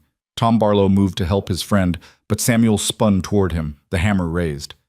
I wouldn't, Samuel said. Not unless you want to explain to your wife why you came home with a broken arm. This is assault, Porter shouted, finally seeming to remember he was supposed to be enforcing the law. Everyone stand down or I'll pull. You'll what? The new voice came from the road, and everyone turned to see Doc Matheson climbing down from his buggy, followed by 3 women Evelyn recognized from town, the school teacher, the preacher's wife, and Martha Clemens herself, looking equal parts guilty and defiant. What's going on here? Doc Matheson demanded, striding into the yard with the authority of a man used to being obeyed. Porter, why are you pointing a gun at Samuel Graves? This man is interfering with, Porter began. With what? A man trying to drag his battered wife back to a place where he beats her bloody? The doctor turned to Evelyn, his eyes softening. Mrs. Pierce, would you show these gentlemen your face? Let them see what kind of husband Mr. Pierce has been? Evelyn's hands shook, but she lifted her chin, letting the afternoon sun illuminate the bruises that had faded from purple to sickly yellow-green. She saw Frank Jessup look away. Even Tom Barlow had the decency to seem uncomfortable. That's old history, Caleb protested. Just a husband keeping his wife in line. It's legal. Actually, the schoolteacher interrupted, stepping forward with a leather-bound book in her hands. According to Arizona territorial law, excessive battery of a spouse is grounds for legal separation. And I'd say beating a woman unconscious for birthing a daughter qualifies as excessive. Who asked you? Caleb snarled. This is none of your business, you dried up old. Mind your tongue, the preacher's wife said sharply, her voice carrying surprising steel. Mrs. Henderson here is doing more to educate this territory's children than you've done in your entire sorry life. Show some respect. Respect? Caleb laughed bitterly. From women who stick their noses where they don't belong? This is between me and my wife. Then let her speak, Martha Clemens said quietly. All eyes turned to the midwife. She looked older than Evelyn remembered, her face lined with regret. I'm sorry, she said, meeting Evelyn's gaze. I'm so sorry I told him. My husband, he needed the money, and Caleb offered good coin for information, but I couldn't live with myself if I didn't try to make it right. She turned to Deputy Porter. I was there the night Mrs. Pierce gave birth. I saw what condition she was in, fresh bruises on her arms and back from earlier beatings, and I heard Caleb Pierce storm in drunk and furious, heard him beating her while she held a newborn baby, heard her daughter screaming for him to stop. Her voice hardened. You want to talk about law? Let's talk about how the law protects men like Caleb and condemns women like Evelyn for having the courage to survive. Porter's gun hand had lowered slightly, uncertainty flickering across his face. That's all well and good, but marriage is a legal contract. A contract signed under duress isn't binding, Mrs. Henderson said, flipping through her book. And I'd argue that any woman who stays in a marriage primarily out of fear for her life is under duress. This is ridiculous, Tom Barlow muttered. Since when do women get to decide when a marriage is over? Since now, Samuel said. His voice was calm, but there was an edge to it that made everyone pay attention. Here, in this place, on my land, no child is called a mistake. No woman is considered property. And no man gets to use his fist to enforce his will. He looked at each person in turn, Caleb, Porter, Frank, Tom, his gaze steady and unflinching. You want Evelyn back, you want her daughters, then you go through me first, and I promise you I won't go down easy. Samuel, Evelyn whispered, terrified for him. Please don't. Hush now, he said gently, not taking his eyes off Caleb. I made you a promise, remember? That I'd raise your daughters proud. Can't do that if I let their father drag them back to hell. The moment stretched taut, balanced on a knife's edge. Caleb's hand drifted toward his belt, where Evelyn knew he kept a knife. Frank and Tom exchanged glances, clearly calculating whether this fight was worth the risk. Deputy Porter looked between Samuel and the growing crowd of townspeople, seeming to realize that this situation had spiraled far beyond a simple domestic dispute. Then Sarah's voice rang out again, clear and strong despite her tears. Mr. Deputy, can I say something? Porter looked relieved to have an excuse to holster his weapon. Go ahead, child. Sarah descended the porch steps, Margaret following close behind. They walked right up to the deputy, these two small girls with tangled hair and patched dresses, and looked him square in the eye. My papa used to lock us in the root cellar, Sarah said, her voice matter-of-fact in a way that made it all the more horrifying. When he was drinking, sometimes for hours. Margaret's afraid of the dark now because of it. She wakes up screaming. And Mama used to hide bread in her pockets, Margaret added, because Papa would eat all the food and leave nothing for us. We went to bed hungry most nights, all because we were girls instead of boys. Sarah took a shaky breath. Mr. Samuel taught me to read. Real reading, not just letters. He says I'm smart. He says I could be a teacher someday if I wanted. Nobody ever said I could be anything before. Her young face crumpled. Please don't make us go back, please. We'll die there. Maybe not right away, but slowly. Our spirits will die even if our bodies don't. The silence that followed was absolute. Even Caleb seemed momentarily at a loss for words. Margaret began to cry in earnest, and Mrs. Henderson moved forward to wrap her arms around both girls. There now, the schoolteacher murmured. There now, brave ones. You've said your piece. Deputy Porter removed his hat and ran a hand through his hair, clearly struggling with a decision that shouldn't have been difficult, but somehow was in a world where men's rights superseded women's lives. Mr. Pierce, he finally said, I think you should leave. Caleb's head snapped up. What? She's my wife. Those are my daughters. You can't. I can, and I am, Porter said, his voice firmer now. This isn't a simple case of a wife leaving her husband. This is a case of a woman fleeing violence with her children. And those children, he looked at Sarah and Margaret, those children just testified against you, in front of witnesses. They're just girls, Caleb exploded. Their word means plenty, Porter interrupted, especially when backed by a midwife, a doctor, and half the respectable women in buckskin. He settled his hat back on his head. You want to fight this? Take it to a judge, but I'm not dragging a battered woman and 3 children back to your house today. That's final. Frank Jessup cleared his throat. Caleb, maybe we should just— Shut up, Frank, Caleb snarled. But the fight had gone out of him, replaced by something uglier, humiliation mixed with rage. He turned that poisonous gaze on Evelyn. This isn't over. You hear me? This isn't over. Yes, it is, Samuel said quietly. He'd lowered the hammer but still held it loosely, ready if needed. You set foot on my property again, Pierce, and I'll have you arrested for trespassing. You send someone else to harass Mrs. Pierce or her daughters, I'll have them arrested too. And if you even think about hurting them again, I'll make sure every person in this territory knows exactly what kind of man you are. Caleb took a step forward, and for a moment Evelyn thought he might actually be foolish enough to attack Samuel in front of a deputy and a dozen witnesses. But Tom Barlow grabbed his arm. Come on, Tom muttered. It's done. Let's go. Slowly, reluctantly, Caleb let himself be led back to his horse. He mounted awkwardly, his movements jerky with suppressed fury. Before turning to leave, he looked at Evelyn one last time. You are mine, he said, and there was genuine bewilderment in his voice, as if he truly couldn't understand how his property had gained the ability to choose. I owned you. No, Evelyn said, and her voice carried across the yard with a strength she didn't know she possessed. You never owned me. You just convinced me I was too broken to leave. But I'm not broken. I'm surviving, and that's something you'll never understand. Caleb's face twisted with an emotion Evelyn couldn't quite name. Rage mixed with something that might have been loss. Then he wheeled his horse around and spurred it hard, sending it galloping back toward the ridge. Frank and Tom followed, casting uncertain glances over their shoulders.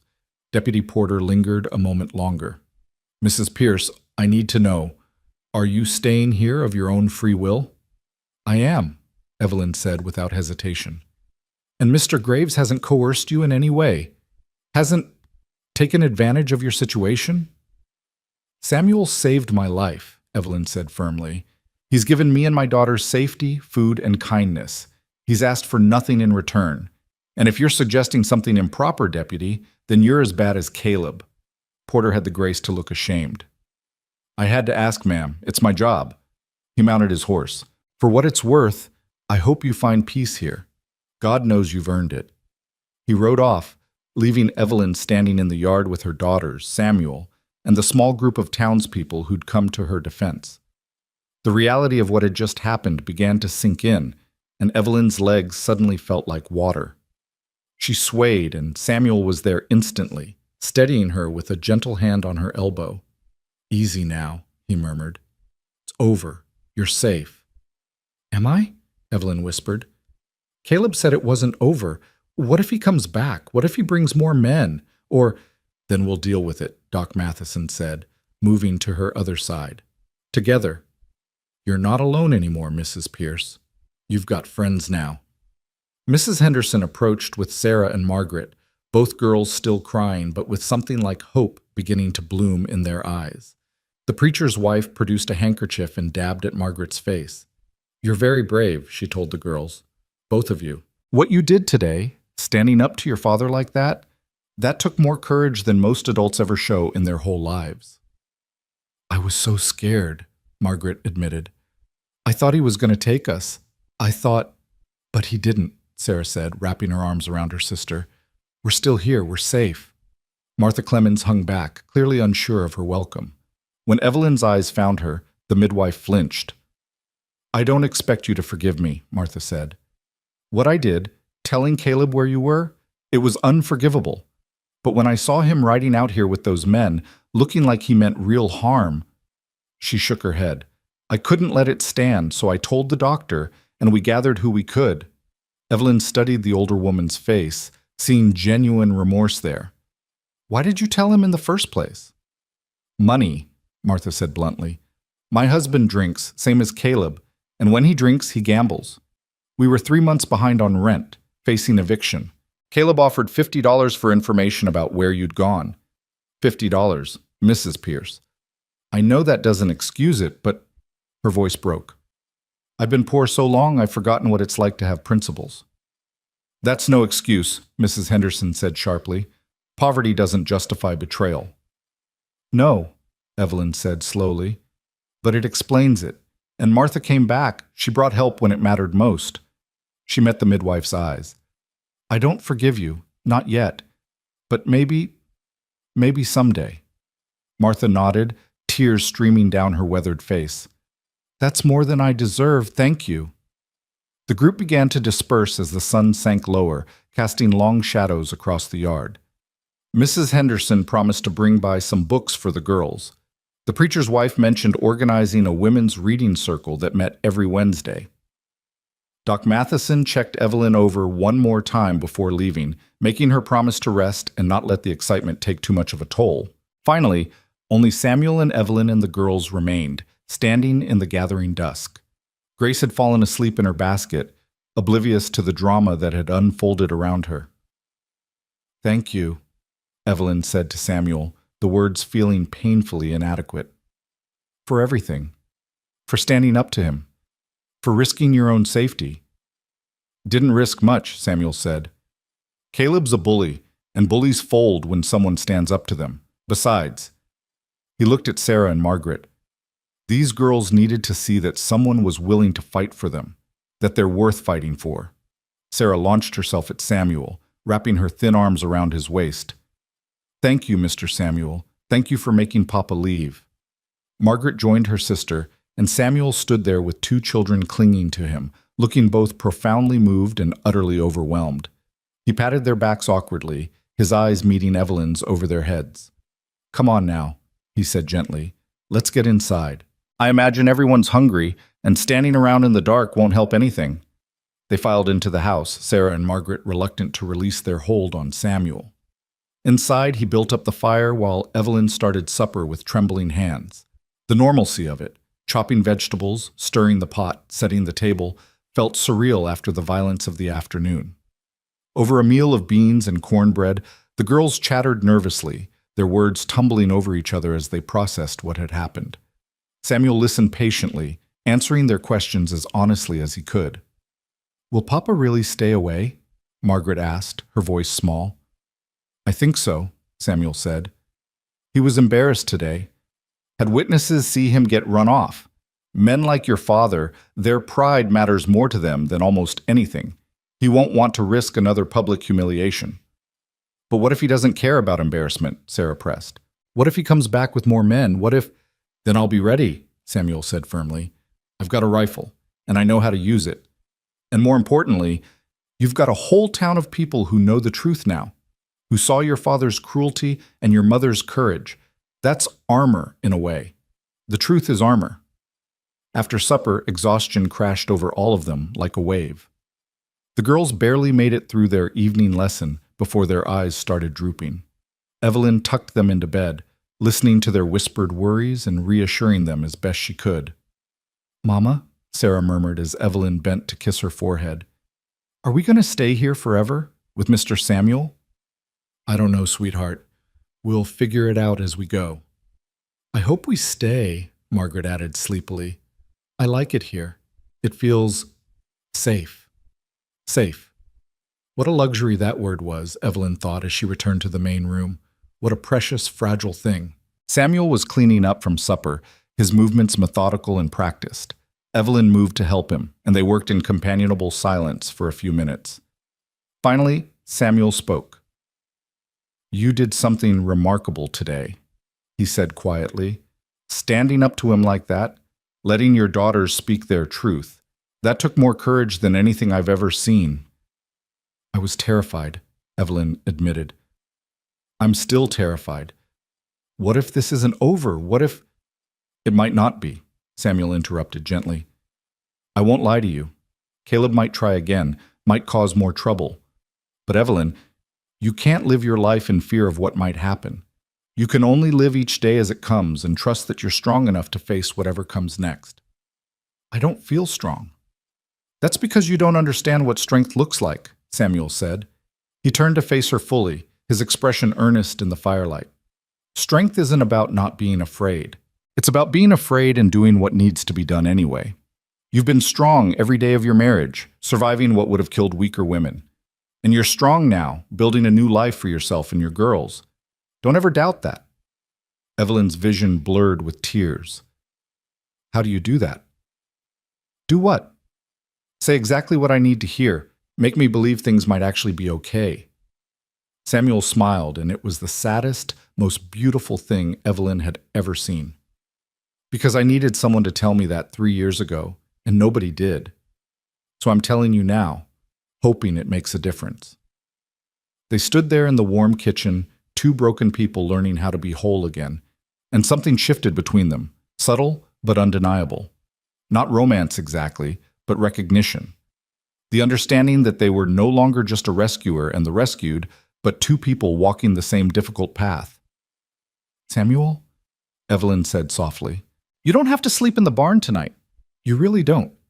It's getting cold, and you've more than proven you're trustworthy. Samuel was quiet for a long moment. Evelyn, I appreciate that, but I think, for now, I'll stick to my routine. Not because I don't trust myself, and not because I think you don't trust me, but because trust is like a garden. It needs time and tending to grow properly, and I don't want to rush it.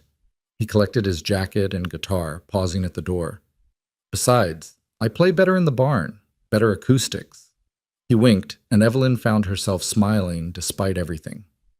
After he'd gone, she stood at the window and watched the light appear in the barn loft. A moment later, the sound of his guitar drifted across the yard, and his voice rose in that familiar song about the star that never died. Evelyn closed her eyes and let the music fill the empty spaces inside her, the places Caleb's cruelty had hollowed out. And for the first time since fleeing Buckskin, she allowed herself to feel something beyond mere survival. She felt hope. Real, dangerous, beautiful hope. The kind of hope that maybe, just maybe, her daughters would grow up knowing they were valued, that they would never have to endure what she had endured, that they would become women who understood their worth, not because a man told them, but because they'd learned it from watching their mother refuse to settle for anything less. Outside, Samuel sang about storms and stars and the courage it took to keep shining even when darkness threatened to swallow everything whole.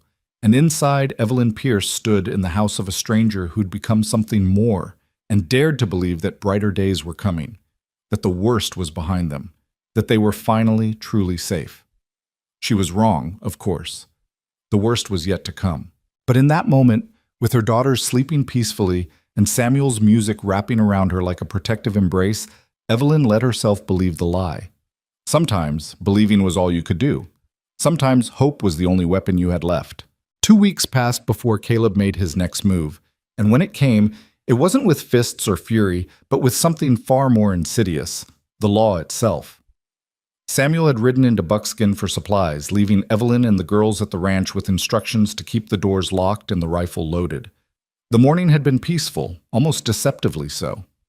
Sarah sat at the kitchen table practicing her multiplication tables while Margaret sketched horses in the margins of Samuel's old ledger. Grace cooed from her basket, watching dust motes dance in the sunlight streaming through the window.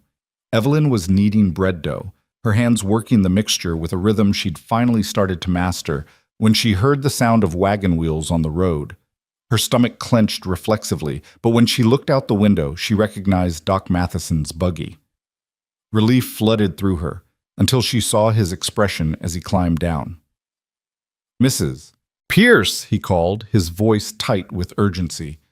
"I need to speak with you, now." Evelyn wiped flour from her hands and stepped onto the porch, dread pooling in her belly. "What's wrong?" The doctor pulled a folded paper from his coat pocket, his weathered face grim. "Caleb's filed a petition with the territorial court. He's claiming Samuel kidnapped you and the children. Says he wants his family returned and Samuel prosecuted for abduction and alienation of affection. The world tilted sideways. Evelyn gripped the porch railing to steady herself. But that's a lie. Samuel didn't kidnap anyone. I chose to leave. I chose to come here. I know that, and you know that. But Caleb's got himself a lawyer, a slick one from Phoenix who specializes in these kinds of cases. Fellow named Thornton Ashford. And they're not just going after Samuel, they're going after you too. Doc Matheson's voice dropped. Evelyn, they're claiming you're an unfit mother, that you abandoned your home and exposed your children to immoral circumstances by living unchaperoned with a man who isn't your husband. The words hit like physical blows. Immoral circumstances? We've done nothing wrong. Samuel sleeps in the barn, for heaven's sake. We barely... She stopped, aware of her daughters listening from inside. This is insane. It's calculated, the doctor corrected. Ashford's good at what he does. He knows that even if he can't prove kidnapping, he can destroy your reputation so thoroughly that no judge will grant you custody. And without your children as leverage, you'll have to go back to Caleb or face destitution. Evelyn felt the familiar cage closing around her again, the walls pressing in from all sides. When is the hearing? 3 days. Saturday morning. In Buckskin. Doc Matheson hesitated. There's more. Ashford's been interviewing witnesses, people who've known you and Caleb for years, and not all of them are sympathetic to your situation. Who? The question came out as a whisper. Tom Barlow's wife claims you were always flirtatious with men at church socials. Frank Jessup says he saw you and Samuel talking alone before you left Caleb, suggesting the affair was planned. And Caleb himself is painting a picture of a devoted husband, driven to drink by a faithless, disobedient wife who couldn't even give him sons. Rage flared hot in Evelyn's chest, burning through the fear. That's all lies, every word of it. Truth doesn't always win in court, Doc Matheson said bluntly, especially when you're a woman going up against a man, and especially when that man has money and a smooth-talking lawyer. He gripped her shoulders gently. But you've got something Caleb doesn't. You've got people who've actually seen what he is. Martha Clemens will testify. So will I. Mrs. Henderson and the preacher's wife both said they'd speak on your behalf. Will it be enough? Evelyn asked, though she already knew the answer. The doctor's silence was answer enough. They were still standing on the porch when Samuel returned, his wagon loaded with lumber and supplies. He took one look at their faces and set the brake, jumping down with athletic grace. What happened? He demanded, moving toward them. Is it Caleb? He's taking us to court, Evelyn said, her voice surprisingly steady. Claiming you kidnapped us. Claiming I'm an unfit mother living in sin. Samuel's jaw clenched so hard she could see the muscle jump. When? Saturday. 3 days from now. Doc Matheson handed him the petition. You'll need a lawyer, Samuel, a good one. I can't afford a good lawyer, Samuel said, scanning the document. His face grew darker with each line he read. Hell, I can't afford a bad lawyer. I've got some money saved, but not enough for this. Then we'll figure something else out, the doctor said. Maybe I can... No. Evelyn's voice cut through their planning like a knife. Both men turned to look at her. No lawyers, no courtroom battles, I'll go back to him. Like hell you will, Samuel said immediately. It's the only way to protect you, Evelyn continued, her mind racing ahead, seeing the path forward with terrible clarity. If I go back, Caleb drops the charges. You keep your land, your freedom. And the girls... Her voice cracked. The girls at least know their mother chose to sacrifice for them rather than abandon them. Absolutely not, Samuel said, his voice hard as iron. I won't let you do that. It's not your choice to make, Evelyn shot back. This is my life, my decision. And what about your daughters? Samuel demanded, gesturing toward the house where Sarah and Margaret had appeared in the doorway, their faces white with fear. What about showing them that women have value, that they don't have to accept cruelty as the price of survival? You go back to Caleb. You teach them that nothing's changed, that men still own women, no matter what pretty words we say about equality and justice. And if I don't go back, you lose everything. Evelyn's voice rose, raw with desperation. They'll take your land, throw you in jail, destroy your life, all because you were foolish enough to help a stranger. How is that fair? How is that right? It's not, Samuel agreed. But since when has fairness had anything to do with what's right? He moved closer, his eyes burning with intensity. Evelyn, listen to me. If you go back, Caleb wins. Not just this battle, but the whole war. He wins the right to beat you without consequence. He wins the right to terrorize your daughters. He wins the right to crush every bit of spirit and hope out of all of you until there's nothing left but shells going through the motions of living. But you'd be safe, Evelyn whispered. You'd be free. I'd be a coward, Samuel corrected, and I'd have to live with knowing I let fear win, that I stood by while a good woman and 3 innocent children walked back into hell because I wasn't brave enough to fight. He reached out, taking her hands in his. I'm not that man. I won't be that man. We fight this together, or we don't fight at all. Evelyn looked into his eyes and saw the truth there.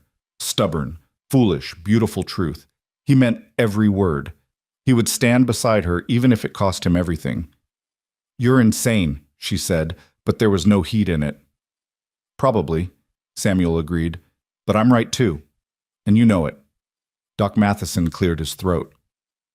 Touching as this is, we need a plan, a real one, something better than noble sacrifice or hopeless defiance.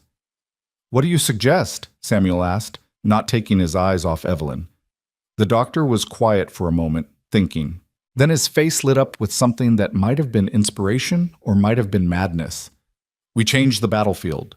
Right now, Caleb's framing this as a kidnapping and an affair, crimes with clear victims and villains. But what if we reframe it as something else entirely? What if we make this about the children? I don't follow, Samuel said. The law's murky when it comes to marriage and property rights, Doc Matheson explained, his words coming faster now. But it's somewhat clearer when it comes to child welfare. If we can prove, really prove, that Caleb poses a danger to his daughters, that staying with him would constitute abuse, then we might have grounds for the court to grant Evelyn custody independent of the marriage. Can that even be done? Evelyn asked, hope flickering to life in her chest. It's rare, the doctor admitted. Very rare. But there's precedent. A case in California 5 years ago where a judge granted a mother sole custody after the father was proven to be habitually violent, and another in Texas where he stopped seeing their expressions. The point is, it's possible. Difficult, but possible. We'd need evidence, Samuel said slowly. Not just testimony, but actual proof of abuse. We have proof, Evelyn said quietly. Both men looked at her. My body. The scars don't lie. And the girls, they can testify to what they've seen, what they've endured. They're children, Doc Matheson said gently. The court might not. Then we make them listen, Evelyn interrupted, steel entering her voice. We make them see what Caleb is, what he's done, and we make them choose. Do they send 3 little girls back to a man who locks them in cellars and starves them for being born female? Or do they finally admit that maybe, just maybe, women and children deserve better than legal bondage to violent men? Samuel smiled, fierce and proud. There's the fighter I knew was in there. Fighting's easy when you've got nothing left to lose, Evelyn said. Then she looked at him, really looked at him. But I do have something to lose now, and that makes this terrifying. Welcome to caring about people, Samuel said. It's awful, isn't it? Despite everything, Evelyn laughed, a short, sharp bark of sound that was more pain than humor. Absolutely terrible. The next 3 days passed in a blur of preparation. Mrs. Henderson arrived with a proper dress for Evelyn to wear to court. Nothing fancy, but clean and respectable. The preacher's wife coached her on how to speak before a judge, how to present herself as a victim without appearing weak. You need to be sympathetic but strong, she instructed. Show them you're a mother protecting her children, not a hysterical woman running from responsibility. What if I am hysterical? Evelyn asked. What if I get up there and just fall apart? Then you fall apart with dignity, the preacher's wife said firmly. You fall apart like a human being who's endured hell and is still standing. There's no shame in that.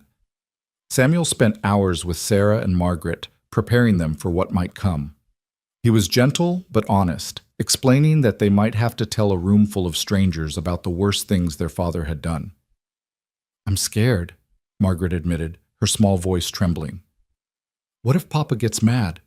What if he hurts us? He won't, Samuel promised. "I'll be right there. And even if I wasn't, you're braver than you think, both of you. You stood up to him once already. You can do it again." "But what if we say something wrong?" Sarah worried. "What if we mess up and Mama has to go back?" Samuel knelt down to their level, looking each girl in the eye. "You tell the truth, that's all. Just the truth about what you saw and what you felt. If you do that, no matter what happens, you'll know you did your best, and sometimes that's all we can do." The night before the hearing, Samuel played his guitar on the porch while the girls danced in the yard, their laughter carrying on the evening breeze. Evelyn watched from the doorway with Grace in her arms, memorizing this moment, the warmth, the safety, the impossible peace of it. "You look worried," Samuel said, pausing his playing. "I am worried," Evelyn admitted. "What if tomorrow doesn't go the way we hope? What if the judge sides with Caleb?" Samuel set down his guitar and stood, moving to stand beside her. They watched the girls in silence for a moment, Sarah spinning Margaret in dizzy circles. "Then we figure out the next step," Samuel finally said. "Maybe we leave Arizona, head to California or Oregon, where Caleb's reach doesn't extend. Maybe we fight in a different court or through different channels. But we don't quit, and we don't go back. That's the one thing we can control. We can choose to keep fighting." "You'd leave your home?" Evelyn asked, startled. "Everything you've built here?" "I'd leave all of it," Samuel said simply. "A house is just wood and nails. Land is just dirt and grass. What matters is people. And you and those girls—" He stopped, seeming to struggle with the words. "You've become my people. And I protect my people, no matter what it costs." Evelyn's throat tightened with emotion. "I don't deserve you. We don't deserve any of this." "That's where you're wrong," Samuel said, his voice soft but certain. "You deserve safety. You deserve respect. You deserve a life where you're not constantly afraid. And if tomorrow's court won't give you that, then we'll find somewhere that will." The morning of the hearing dawned clear and cold, frost painting the windows in delicate patterns. Evelyn dressed with trembling hands, Sarah helping her with the buttons on the borrowed dress. Margaret plaited her hair, her small fingers surprisingly deft. "You look pretty, Mama," Margaret said when they'd finished. "I look scared," Evelyn corrected, but she smiled at her daughter's reflection in the mirror. "You can be both," Sarah said wisely, "pretty and scared and brave all at once." The ride to Buckskin seemed to take both forever and no time at all. Samuel drove the wagon with steady hands, Doc Matheson riding alongside. Mrs. Henderson and the preacher's wife followed in their own buggy, along with Martha Clemens, who'd insisted on coming despite her shame over her earlier betrayal. As they approached the town, Evelyn felt her chest tighten with each familiar landmark. There was the general store where Caleb had once slapped her for questioning a purchase. There was the church where she'd prayed every Sunday for the strength to endure another week. There was the saloon where her husband had spent more hours than in his own home. The courthouse was a modest wooden building that also served as the town hall and occasional school. A crowd had gathered outside, more people than Evelyn had expected. Some faces were sympathetic, others curious, and a few openly hostile. She saw Tom Barlow's wife whispering behind her hand to another woman, their eyes following Evelyn with undisguised judgment. Caleb stood near the entrance with his lawyer, a tall man in an expensive suit who looked wildly out of place in rough-hewn buckskin. Thornton Ashford had the smooth, confident air of someone who'd never lost a case and didn't expect to start now. When his eyes landed on Evelyn, his smile was all professional courtesy with no warmth behind it. Caleb himself looked almost respectable, cleaned up, sober, wearing his Sunday clothes. He'd even trimmed his beard and combed his hair. The transformation was startling and deeply unsettling. This was the Caleb he showed the world, the mask he wore to hide the monster underneath. When his gaze met Evelyn's, she saw something flicker there, triumph mixed with possession. He thought he'd already won. Samuel helped Evelyn down from the wagon, his hand steady on her elbow. "Remember what we talked about," he murmured. "Tell the truth. That's your weapon. The truth." They filed into the courthouse, which had been arranged with chairs facing a raised desk where Judge Morrison would preside. Evelyn had seen the judge before, a stern man in his 60s with silver hair and a reputation for fairness tempered with traditional values. Whether those values would extend to protecting women from violent husbands remained to be seen. The room filled quickly, spectators cramming into every available space. Evelyn found herself sitting at a table with Samuel and her daughters, facing Caleb and Ashford across the aisle. The proximity made her skin crawl. She could smell Caleb's bay rum cologne, could hear his breathing, could feel the weight of his stare even when she refused to look at him. Judge Morrison entered, and everyone rose. He settled behind his desk, arranged his papers, and surveyed the room with sharp, intelligent eyes. This is a hearing to determine the facts in the matter of Caleb Pierce versus Samuel Graves and Evelyn Pierce. He began, his voice carrying easily through the packed room. Mr. Pierce has filed charges of kidnapping and alienation of affection, and has petitioned for the return of his wife and children. Before we begin, I want to make something clear. This is not a trial.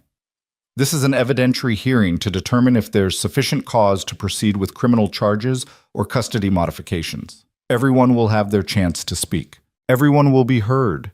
And everyone will conduct themselves with respect for this court and this process. Am I understood? A murmur of assent rippled through the crowd. Good. Mr. Ashford, you may present your case. The lawyer rose smoothly, buttoning his jacket. Thank you, Your Honor. The facts of this case are straightforward. On the night of October 15th, my client's wife disappeared from their home with their 3 daughters and the family's meager possessions. Shortly thereafter, she was discovered residing at the ranch of one Samuel Graves, a man known to my client but not well known to Mrs. Pierce prior to her disappearance. He paced as he spoke, his movements calculated for maximum effect.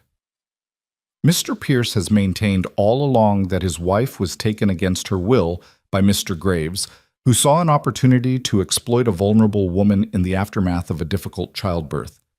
We will show that Mr. Graves had means, motive, and opportunity to commit this abduction, and we will show that Mrs. Pierce, in her weakened and confused state, was unable to resist his manipulations. That's a lie, Margaret burst out before anyone could stop her. Samuel's hand came down gently on her shoulder, and the judge's gavel cracked once. Young lady, you will have your chance to speak, Morrison said, not unkindly. But for now, you will remain silent. Mr. Ashford, continue. The lawyer smiled thinly.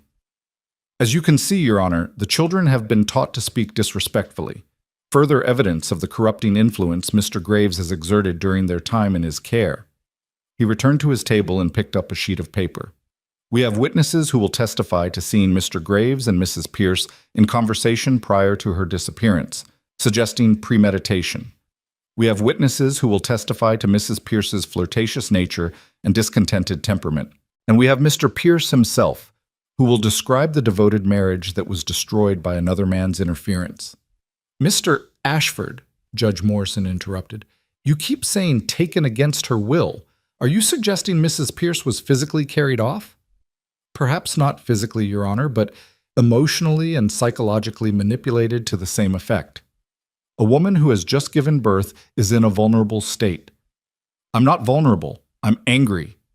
Every head in the room turned toward Evelyn, who'd risen to her feet without consciously deciding to do so. Samuel reached for her hand, but she stepped away, moving toward the center of the room. Mrs. Pierce, the judge said, his tone a warning, you'll have your turn to speak?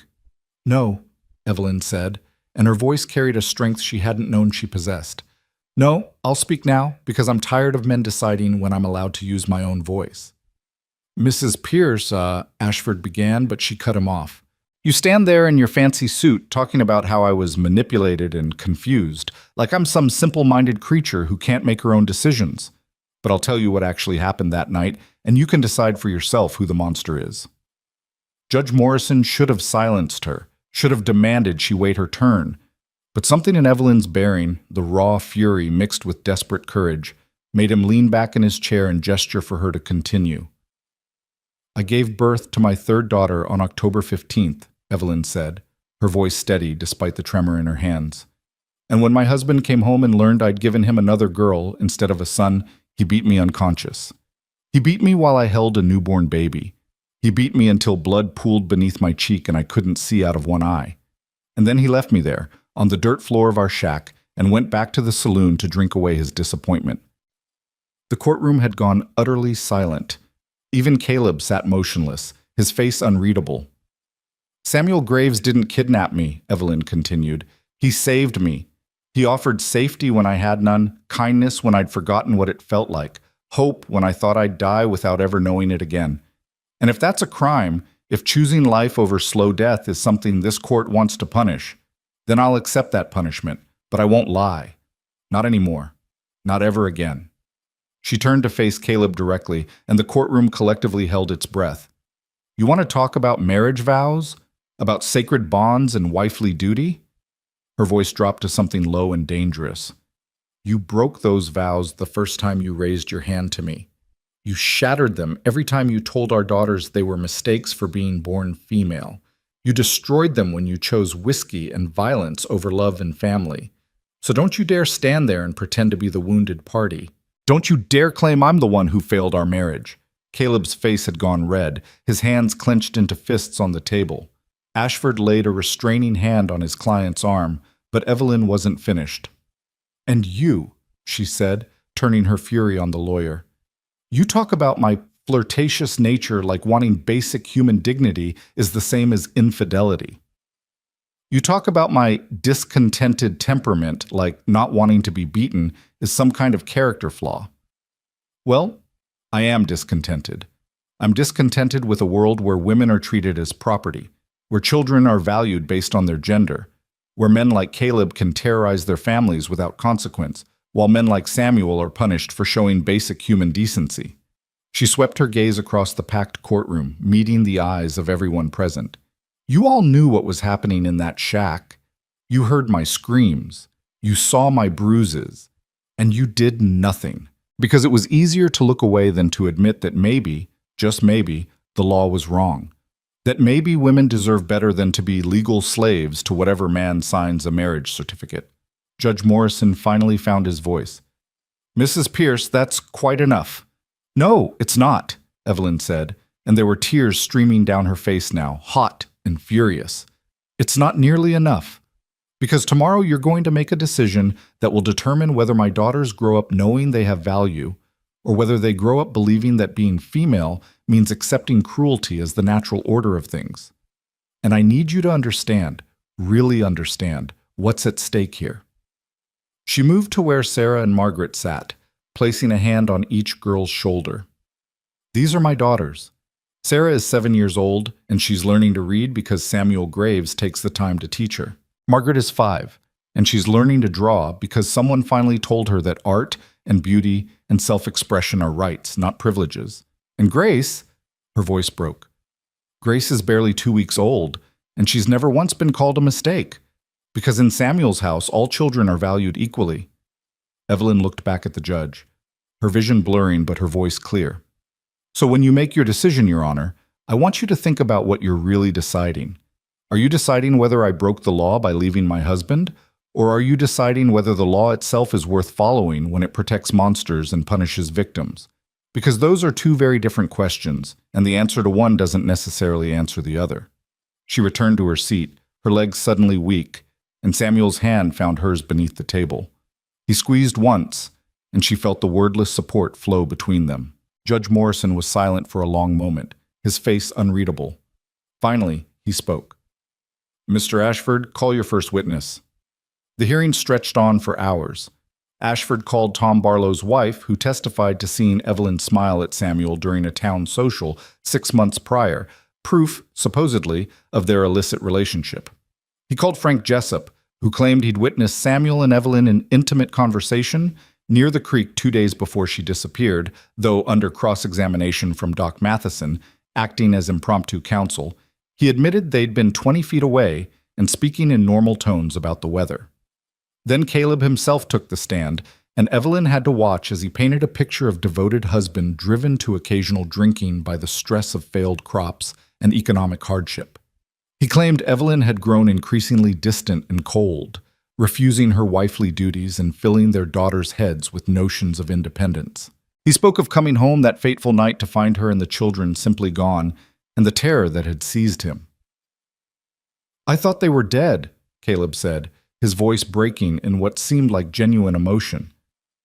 I thought something terrible had happened. And then I learned they were with Graves, and I was relieved at first. Relieved they were safe. But then I realized what he'd done. Turned my own wife against me. Poisoned my children's minds.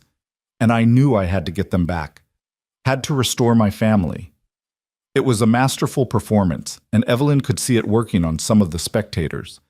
Caleb had always been good at lying when sober, at playing the victim when it suited him. But then Doc Matheson began his questioning, and the facade started to crack. Mr. Pierce, you testified that you occasionally drank due to economic stress. Can you define occasionally? I don't know. Once or twice a week? Witnesses have testified seeing you drunk nearly every night at the Silver Dollar Saloon. Would you say they're lying? They're exaggerating. I see.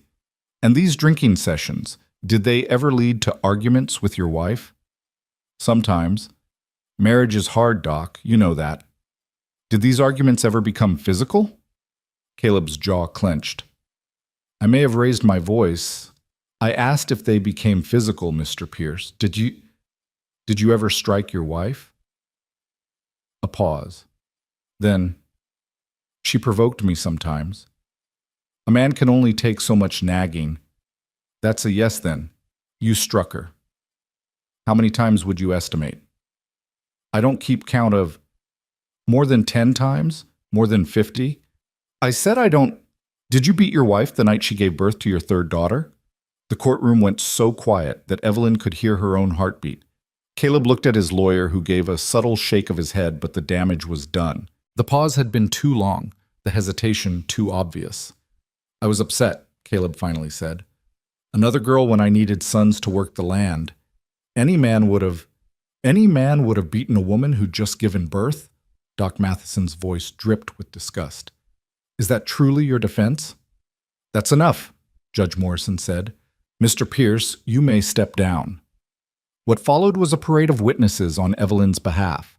Martha Clemens described the condition she'd found Evelyn in that night, bruised, bleeding, barely conscious. Mrs. Henderson testified to seeing Evelyn at the ranch and noting her obvious fear whenever Caleb's name was mentioned.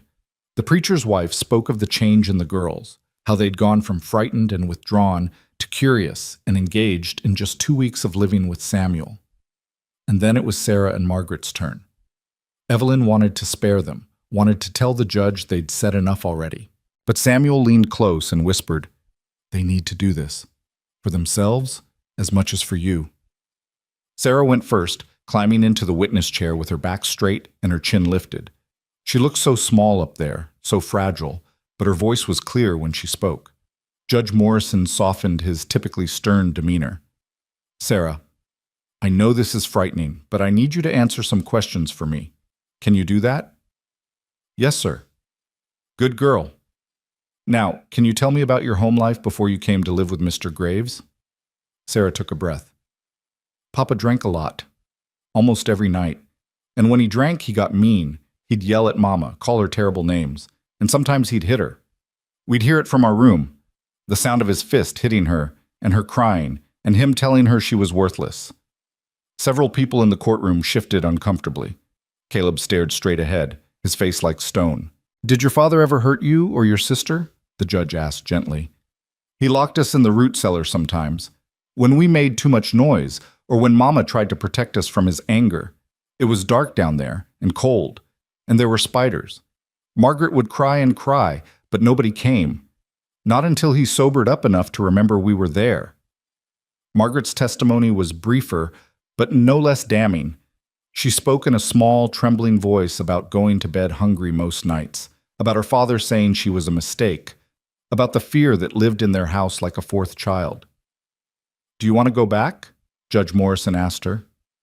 "No, sir," Margaret said immediately. "I'd rather die than go back. Mr. Samuel says we're valuable just as we are. Papa never said that. Papa said we ruined his life just by being born."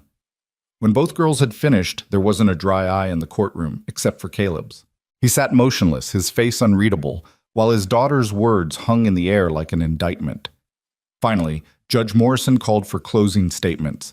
Ashford made a last attempt to salvage his case, arguing that no matter the circumstances, the law was clear. Wives and children belong to their husbands and fathers unless proven otherwise. He urged the judge to see past the emotional testimony and focus on legal precedent. But when Doc Matheson rose to speak on Evelyn's behalf, his voice carried the weight of moral certainty. Your Honor, Mr. Ashford is right about one thing. The law is clear, but laws can be wrong. Laws can be unjust. And when a law requires us to send a woman and 3 children back into the hands of their abuser simply because a piece of paper says he owns them, then that law needs to be challenged. He gestured to Evelyn, to her daughters. These aren't property, they're people. And people have the right to safety, to dignity, to a life free from terror. If this court rules that legal marriage supersedes basic human rights, then what are we really saying? That violence is acceptable as long as it happens within the confines of a home? That women and children are second-class citizens whose welfare matters less than a man's pride? The doctor's voice rose with passion. This case isn't just about Evelyn Pierce and her daughters. It's about every woman in this territory who's trapped in a violent marriage, every child who's learned that might makes right, every person who's ever wondered if the law exists to protect them or to protect their oppressors. Your decision today will echo far beyond this courtroom, Your Honor. Choose wisely. Judge Morrison sat back in his chair, his expression grave. This court will take a 30-minute recess to consider the evidence presented. All parties will remain in the building. The wait was excruciating. Evelyn paced in the small anteroom where Samuel had taken her and the girls, her mind spinning through every possible outcome.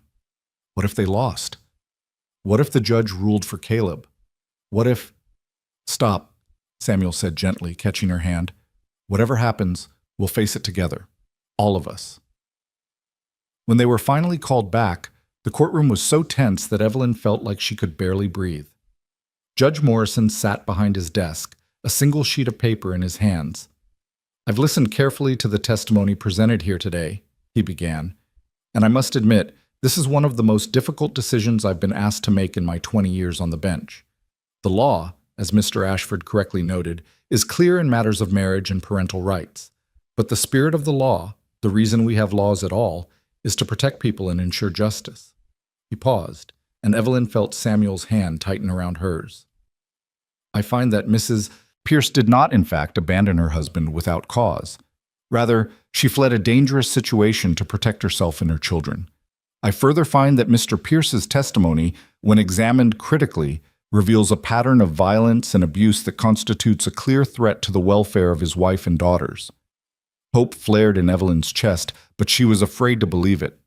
However, the judge continued, and her heart sank, I am bound by territorial law, which clearly states that a wife cannot legally separate from her husband without his consent or proof of adultery, abandonment, or extreme cruelty that endangers her life. The courtroom erupted in gasps and angry murmurs. Judge Morrison's gavel cracked 3 times before order was restored. Let me finish, he said sternly. The evidence presented today demonstrates all 3 conditions. Mrs. Pierce's life was endangered by her husband's violence. He essentially abandoned his family by spending his time and money in saloons rather than providing for his household. And while adultery was alleged, no proof whatsoever was offered. Indeed, all testimony suggests that both Mrs. Pierce and Mr. Graves conducted themselves with propriety. He looked directly at Evelyn. Therefore, I am granting you a legal separation from Caleb Pierce, effective immediately. You are no longer bound by marriage to him, and he has no legal claim to your person or your labor. Furthermore, I am granting you sole custody of your 3 daughters, with the stipulation that Mr. Pierce may request supervised visitation after a period of no less than 6 months, during which he must demonstrate sustained sobriety and completion of work with a counselor regarding his violent tendencies. The courtroom exploded in noise, some cheering, others shouting in protest. Caleb shot to his feet, his face purple with rage. You can't do this, he roared. She's my wife. Those are my daughters. You have no right. I have every right, Judge Morrison said coldly. And if you continue to threaten or harass Mrs. Pierce or her children, I will see you jailed for contempt. Do I make myself clear? Caleb looked ready to launch himself over the table, but Ashford and Frank Jessup grabbed his arms, restraining him. His eyes found Evelyn's across the room, and the hatred there was absolute. This isn't over, he hissed. Do you hear me? This isn't over. But Judge Morrison's gavel came down one final time. This hearing is concluded. Mrs. Pierce, you and your daughters are free to go. Free. The word echoed in Evelyn's mind as Samuel swept her into a careful hug, as her daughters clung to her skirts, as the courtroom devolved into chaos around them. Free. After 8 years of marriage, after countless beatings, after believing she'd die in that shack without ever knowing what freedom felt like. She was free. They hurried from this courthouse before Caleb could cause more trouble, Doc Matheson ushering them toward the wagon. People called out congratulations and curses in equal measure. Mrs. Henderson pressed a basket of food into Samuel's hands. The preacher's wife promised to visit soon, and through it all, Evelyn moved as if in a dream, hardly daring to believe that the nightmare was finally over. It wasn't until they were halfway back to the ranch, the sun setting in a blaze of orange and gold across the desert, that reality began to settle in. She turned to Samuel, who was driving the wagon with steady hands and a quiet smile on his face. "What happens now?" she asked softly. Samuel glanced at her, his eyes warm in the fading light. "Now? Now you figure out who you want to be when you're not just surviving. Now your daughters grow up knowing they matter. Now we all get to find out what peace feels like." "And you?" Evelyn asked. "What do you get out of all this?" Samuel was quiet for a moment, his gaze returning to the road ahead. When he spoke, his voice was rough with emotion. "I get to see the stars shine through the storm," he said simply. "That's enough for me." Behind them, Sarah and Margaret had fallen asleep in the wagon bed, exhausted by the day's ordeal. Grace dozed peacefully in Evelyn's arms. And ahead, just visible on the horizon, was the ranch, the house with glass windows and a proper door, the barn where a widower played guitar and told stories about stars that never died, the creek where children could laugh without fear. Home. Not just shelter, but home. A place where being female wasn't a crime, where children were treasured, where kindness existed without conditions. Evelyn closed her eyes and let the tears come. Tears of relief, of gratitude, of something that felt dangerously like joy. She was free. And for the first time in her life, she was learning what it meant to truly live. Winter came to the Arizona desert with surprising gentleness, bringing cold nights and crystalline mornings when frost turned the world silver. The seasons seemed to be marking time alongside Evelyn's transformation, each passing week carrying her further from the woman who'd knelt bleeding on a dirt floor and closer to someone she was only beginning to recognize. 3 months had passed since the hearing, and life at the ranch had settled into a rhythm that felt almost too peaceful to trust. Samuel rose before dawn to tend the horses, his breath misting in the cold air as he moved between the barn and corrals. Evelyn cooked breakfast while Sarah and Margaret practiced their letters at the kitchen table, their voices rising and falling as they sounded out words from Mrs. Henderson's primers. Grace grew fat and content, her eyes tracking movement with increasing awareness, her small hands reaching for everything within grasp. But beneath the surface calm, Evelyn carried a tension she couldn't quite shake. She found herself listening for hoofbeats in the night, checking the horizon for riders, flinching at sudden noises. Caleb hadn't returned, hadn't even been seen in Buckskin since the hearing, according to Doc Matheson's reports, but his absence felt less like peace and more like the held breath before a storm. Samuel noticed, of course. He noticed everything. "You're still waiting for him to come back," he said one evening as they cleaned up after supper, the girls already tucked into bed. It wasn't a question. Evelyn's hands stilled in the dishwater. "Am I that obvious?" "Only to someone paying attention." Samuel dried a plate with methodical care, not looking at her. "You check the road every time you hear a sound. You won't sit with your back to the door. And you haven't slept through a full night since we got back from town." "I keep thinking about what he said," Evelyn admitted quietly. "That it wasn't over. What if he's just waiting, planning something worse?" Samuel set down the plate and turned to face her fully. "Evelyn, look at me."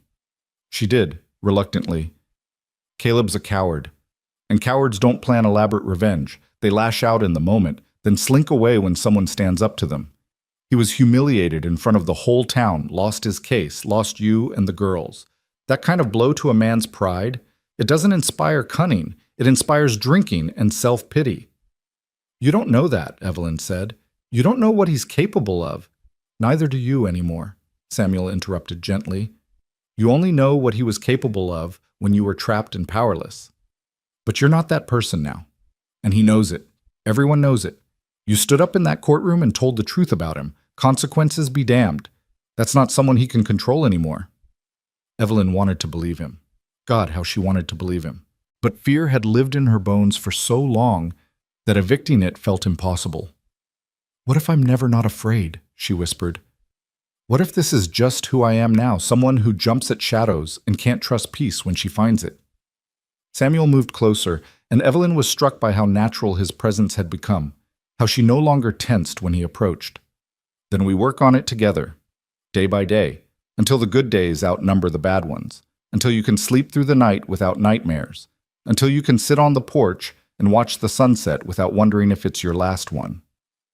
That sounds like a lifetime's worth of work, Evelyn said, attempting a smile. Good thing we've got time, then. The way he said it, casual but weighted with meaning, made Evelyn's heart skip. They'd been so careful around each other these past months, maintaining proper distance, avoiding anything that might appear improper to the few townspeople who visited. Samuel still slept in the barn most nights, though he'd finally agreed to use the spare room when the temperature dropped below freezing. They worked side by side, ate meals together, raised the girls as a team, but always with an invisible line between them, a line that Evelyn was starting to resent. Samuel, she began, then stopped, unsure how to voice what she was feeling. I've been thinking. A knock at the door cut her off, sharp and urgent. Both of them froze, old instincts kicking in. Samuel moved toward the rifle above the mantel, but before he could reach it, a familiar voice called out. Samuel, Evelyn, it's Martha Clemens. I need to speak with you. It's urgent. Samuel opened the door to find the midwife standing in the cold, her face pale and drawn. Martha, what's wrong? It's Caleb, Martha said, her words tumbling out in a rush. He's dead. Found him this morning in the back room of the Silver Dollar. Drank himself to death, the doc says. His liver finally gave out. The world tilted sideways. Evelyn gripped the back of a chair to steady herself, her mind unable to process what she'd just heard. Dead. Caleb was dead. Are you sure? Samuel asked, his voice carefully neutral. Doc Matheson examined the body himself, there's no doubt. Martha's eyes found Evelyn's. I thought you should know before the gossip starts spreading. Some folks are already saying you killed him, that the shame of losing in court drove him to drink himself to death. I wanted you to hear the truth from someone who was there. I didn't, Evelyn started, but her voice failed her. Guilt crashed over her in waves, irrational but overwhelming. Had she killed him? Not with her hands, but with her defiance? Was his death on her conscience now, another weight to carry? Evelyn, no! Samuel was beside her instantly, his hands on her shoulders. Don't you dare take responsibility for his choices. Caleb drank because that's what he did. He'd been drinking himself to death for years. You just weren't around to watch the final act. But if I hadn't left, then he would have eventually killed you, Samuel said firmly. Or one of the girls. Or he would have drunk himself to death anyway, and you would have been there to take the blame and the shame.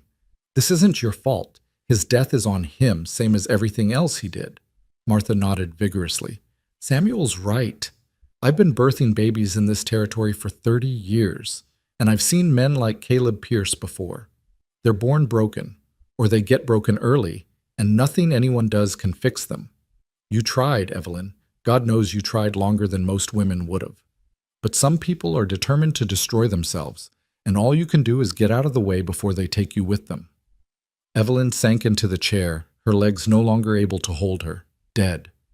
The word kept echoing in her mind, refusing to take on meaning. The man who'd shaped 8 years of her life, who'd given her 3 daughters and countless scars, who'd been her tormentor and her husband and the monster in all her nightmares, gone. Just like that. What happens now? She asked, her voice sounding hollow even to her own ears. Do I have to... Is there a funeral? Am I expected to... You're not expected to do anything, Martha said firmly. The town's burying him tomorrow in the paupers section of the cemetery. Some of the saloon folks will be there, I imagine, but nobody expects his widow to attend, especially not after... She trailed off, clearly uncomfortable. After everyone knows what he did to me, Evelyn finished. The words felt strange in her mouth, so matter-of-fact, so divorced from the pain they represented. After the whole town heard about how he beat me. After the whole town heard the truth, Samuel corrected. There's a difference. Martha lingered a few more minutes, offering awkward condolences that felt more like congratulations, then left with promises to keep Evelyn informed of any developments. When the door closed behind her, silence fell over the house like a blanket. Samuel moved to build up the fire, giving Evelyn space to process. She sat motionless, staring at her hands, trying to catalog what she was feeling. Grief? No, not grief exactly. Relief? Closer, but not quite right either. What she felt was something like disorientation, as if the map she'd been using to navigate the world had suddenly proven inaccurate. I thought I'd feel something, she finally said. When it happened, I thought I'd feel relief or vindication or something, but I just feel empty. That's normal, Samuel said, settling into the chair across from her. He was a part of your life for a long time, even if that part was painful. It's okay to need time to adjust. I should tell the girls, Evelyn said, though the thought of it filled her with dread. They should know their father is dead. We can tell them in the morning, Samuel suggested. Let them have one more night of peace before their world shifts again. Evelyn nodded, grateful for the reprieve. They sat in silence for a long time, the fire crackling and popping, Grace's soft breathing audible from the basket beside Evelyn's chair. Samuel? Evelyn said finally. Earlier, before Martha came, I was trying to say something. I remember. I was going to ask. She took a breath, gathering courage.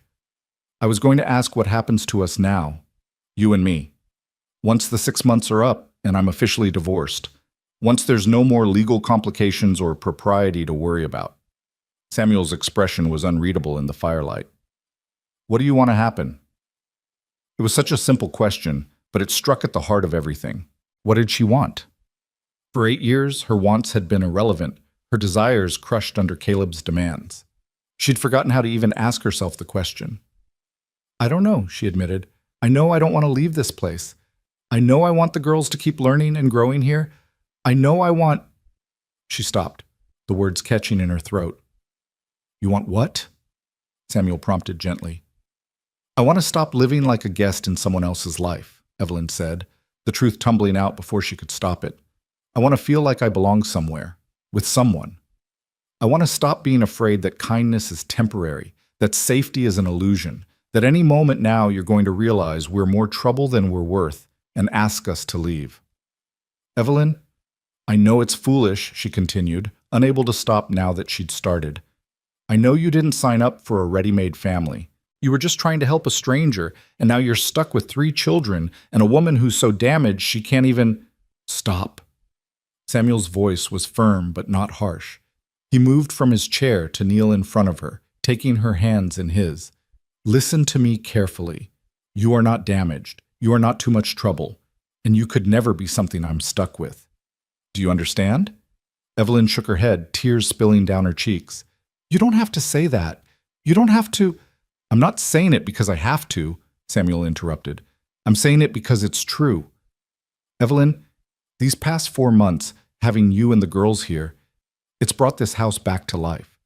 Anna's been gone 3 years, and in that time, I've just been existing, going through the motions.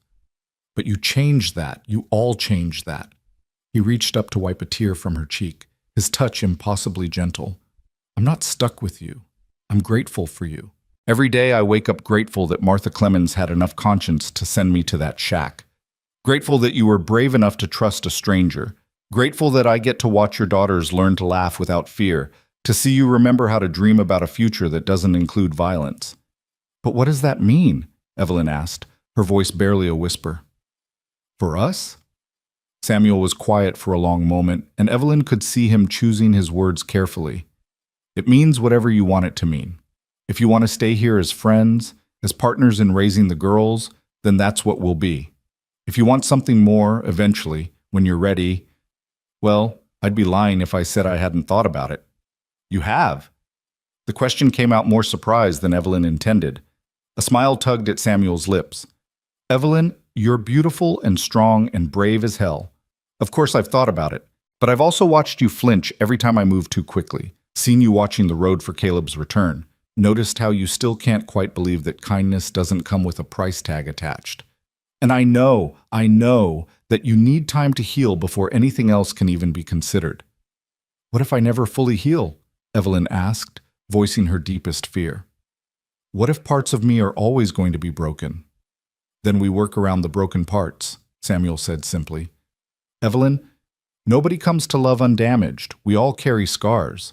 The question isn't whether you're perfect, it's whether you're willing to keep trying. And from where I'm standing, you've been trying harder than anyone I've ever known. The word love hung in the air between them, weighty and terrifying and impossibly sweet. Neither of them acknowledged it directly, but Evelyn felt it settle into her chest like a seed planted in fertile ground. I need time, she said finally. I need to figure out who I am when I'm not somebody's wife or somebody's victim.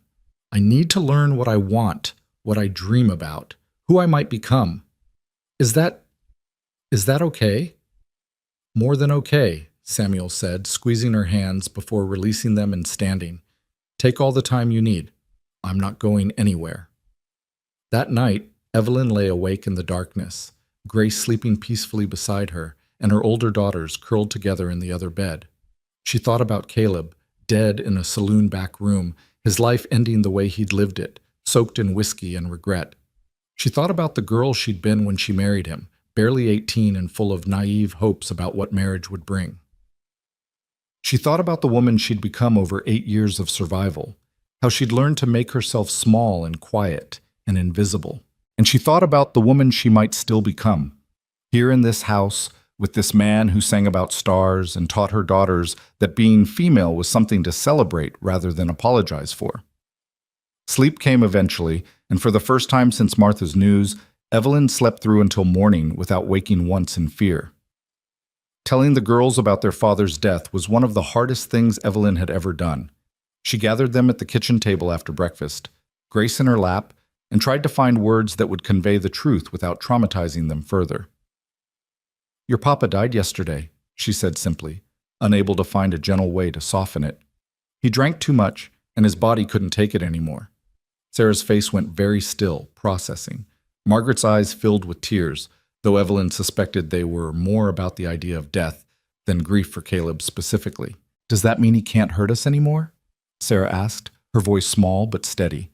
The question broke Evelyn's heart even as it confirmed what she'd always known. Her daughters had been just as afraid as she was. No, sweetheart, he can't hurt anyone anymore. Are we supposed to be sad? Margaret asked, confused.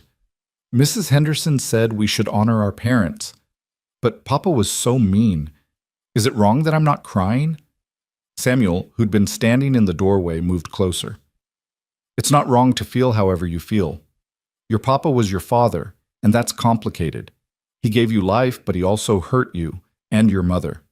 It's okay to have mixed feelings. It's okay to be sad or relieved or confused or all of those things at once. I'm glad he's gone, Sarah said suddenly, fiercely. Does that make me bad? No, Evelyn said, pulling both girls close. That makes you honest. And there's nothing wrong with being glad you're safe. They talked for over an hour, the girls asking questions that ranged from practical to philosophical. What would happen to their old house? Were they orphans now? Did this mean they could stay at the ranch forever?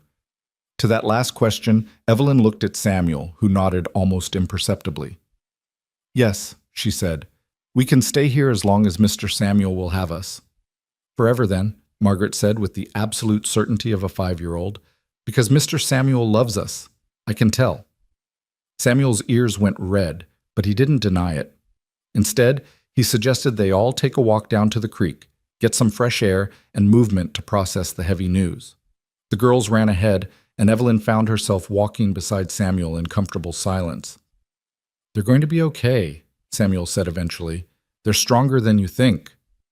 They're stronger than they should have to be, Evelyn corrected. No child should have to be grateful their father is dead. No, Samuel agreed. But they are grateful, and they're safe, and that has to be enough. You can't change the past. You can only build a better future. The winter months that followed were marked by small, quiet transformations. Evelyn began teaching herself to read more advanced texts, working through Samuel's collection of books with increasing confidence. She discovered she had a talent for numbers, helping Samuel with his ranch accounts and finding satisfaction in making the columns balance. The girls thrived under Mrs. Henderson's tutoring, advancing so quickly that the school teacher suggested they might be ready to attend the one-room schoolhouse in town by spring. But it was the small domestic moments that revealed the deepest changes. Evelyn learning to laugh again, really laugh, until her sides hurt and tears streamed down her face. Margaret discovering that she could draw not just horses but people, her sketches growing more sophisticated with each attempt. Sarah reading entire books on her own, then discussing them with Samuel like a tiny scholar. Grace growing into a happy, chubby baby who smiled at everyone and never once heard herself called a mistake. And through it all, Samuel was there, steady, patient, kind. He taught Evelyn to ride a horse, his hands careful when he lifted her into the saddle. He played his guitar every evening, the music becoming the soundtrack of their lives. He fixed broken things and built new ones, his capable hands always busy, always creating rather than destroying. They fell into a partnership that felt more real than any legal marriage Evelyn had known. They made decisions together, divided labor fairly, supported each other through hard days, and celebrated small victories. And slowly, almost imperceptibly, the careful distance between them began to close. It happened in increments, Samuel's hand lingering on Evelyn's elbow when he helped her down from the wagon. Evelyn touching Samuel's shoulder in passing, a gesture of affection rather than need. Their conversations growing longer, ranging from practical matters to hopes and dreams, and the kind of deep, searching questions that only came when you trusted someone with your true self. Spring arrived with explosive color, wildflowers carpeting the desert in brilliant yellows and reds and purples. The apple tree behind the house, which had been bare and dormant all winter, suddenly burst into bloom, its branches heavy with white and pink blossoms. Evelyn stood beneath it one morning, marveling at the transformation. Samuel found her there, his hands dusted with flour from making breakfast. "Beautiful, isn't it?" he said, moving to stand beside her. "Anna planted this tree the first year we were married. She said every home needed something beautiful that bloomed, something to remind you that winter always ends." "She was right," Evelyn said softly. The petals drifted down like snow, catching in her hair and on her shoulders. "Evelyn," Samuel said, and something in his tone made her turn to face him fully. "I've been thinking. About us. About the future." Her heart began to beat faster. And I know I said I'd give you all the time you needed, and I meant it. I still mean it. But I also think maybe it's time I was honest about what I'm hoping for, so you can decide if it's something you might want too." "I'm listening," Evelyn said, barely breathing. Samuel took a breath, clearly gathering his courage. "I want to marry you, not because it's proper, or because the town expects it, or because you need a provider, but because I've fallen in love with you, with your strength and your courage, and the way you read to your daughters every night, with how you hum while you cook, and how you're teaching yourself arithmetic just because you can, with your laughter and your fierce determination and the way you're slowly learning to trust again." He took her hands in his, and Evelyn could feel them trembling slightly.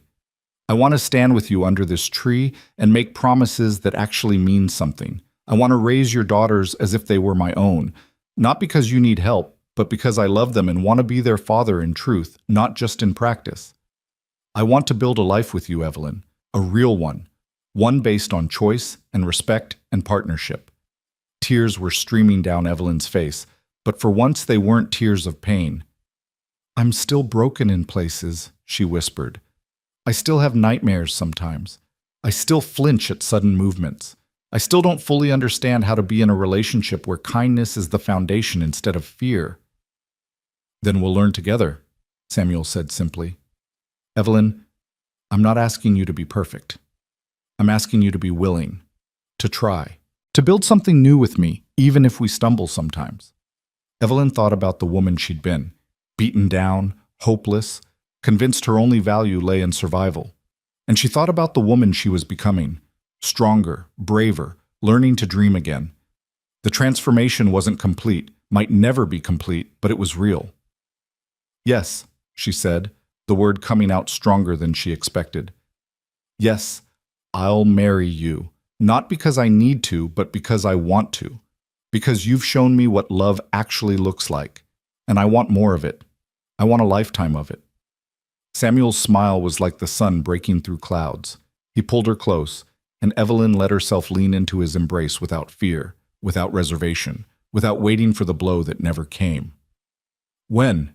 He asked, his voice rough with emotion. Soon, Evelyn said. But let's do it right. Not because it's expected or required, but because we're choosing it. Let's make it mean something.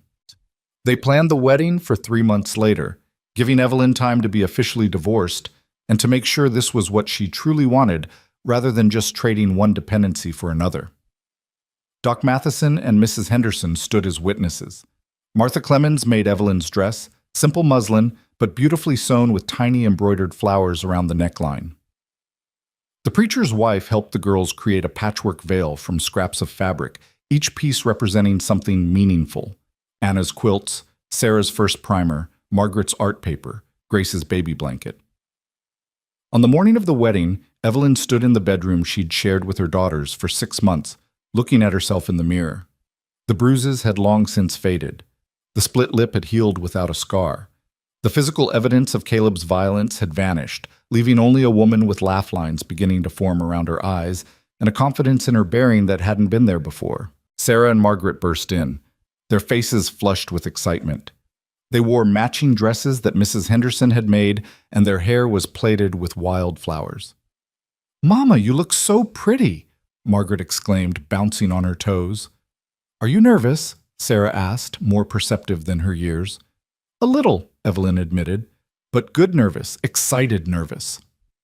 "Do you love Mr. Samuel?" Margaret asked with a child's directness. Evelyn smiled, the truth of it settling into her bones. "Yes, I do. Very much." "Good," Sarah said firmly, "because he loves you too, and he loves us, and that's what makes a real family, isn't it? Love instead of what we had before." Evelyn pulled both girls close, breathing in their sun-warmed scent. That's exactly what makes a family. Love and choice and respect and kindness. The ceremony took place beneath the apple tree, which was still blooming despite the advancing spring. It was a small gathering, just Doc Matheson, Mrs. Henderson, the preacher's wife, Martha Clemens, and a handful of townspeople who'd supported Evelyn through her darkest days. Sarah and Margaret stood on either side of their mother, Grace cradled in Mrs. Henderson's arms. Samuel waited beneath the branches, and when Evelyn saw him, her breath caught. He wore his Sunday clothes, his hair neatly combed, his weathered face alight with joy. But what struck her most was the way he looked at her, not with possession or expectation, but with wonder and gratitude and love that asked for nothing except the chance to give. She walked toward him on her own, no father to give her away because she wasn't property to be transferred. She walked as a free woman, making a free choice, and the symbolism of it made her eyes sting with tears. When she reached Samuel, he took her hands in his, and the preacher began the ceremony. But before the official words started, Samuel spoke. "I want to make some promises," he said, his voice carrying across the small gathering. "Not just the standard vows, but real promises. Specific ones." Evelyn nodded, not trusting her voice. "I promise to never raise my hand to you in anger," Samuel said. "I promise to value your voice and your choices. I promise to love your daughters as if they were born of my blood. I promise to work beside you as an equal partner, not above you as a master. I promise to keep singing when times are hard, to keep hoping when hope seems foolish, and to keep showing up every day to build this life with you." He squeezed her hands. "And I promise that when you have nightmares or hard days or moments when you forget that you're free now, I'll be patient. I'll remind you. I'll wait as long as it takes for you to fully believe that this is real and lasting and good." Evelyn's tears were flowing freely now. "I promise," she said, her voice shaking but clear, "to be brave enough to trust you, to work every day to let go of the fear that love is just a trap. I promise to be a partner, not a subordinate, to raise our daughters," she paused, loving the sound of that, "our daughters to know their worth. I promise to keep trying, even when it's hard, to keep growing, even when growth is painful. and I promise to love you with everything I have, because you taught me what real love looks like." The preacher said the official words then, and they exchanged rings, simple silver bands that Samuel had hammered himself in his workshop, the metal smooth and warm. When the preacher pronounced them married, Samuel cupped Evelyn's face in his hands and kissed her with a tenderness that made her forget every rough, demanding kiss Caleb had ever forced on her. This was different. This was a question and an answer, a promise and a celebration, a beginning rather than an ending. The girls cheered and Grace wailed as if in celebration, and their small gathering applauded. Doc Matheson produced a bottle of wine he'd been saving, and they toasted under the apple blossoms while Sarah and Margaret chased each other around the tree in dizzy spirals of joy. The rest of the day passed in a blur of food and laughter and music. Samuel played his guitar, while Mrs. Henderson sang old hymns in a surprisingly beautiful voice. Margaret drew pictures of everyone, her artistic eye capturing not just what they looked like, but how they felt, the joy and relief and hope that seemed to shimmer in the air itself.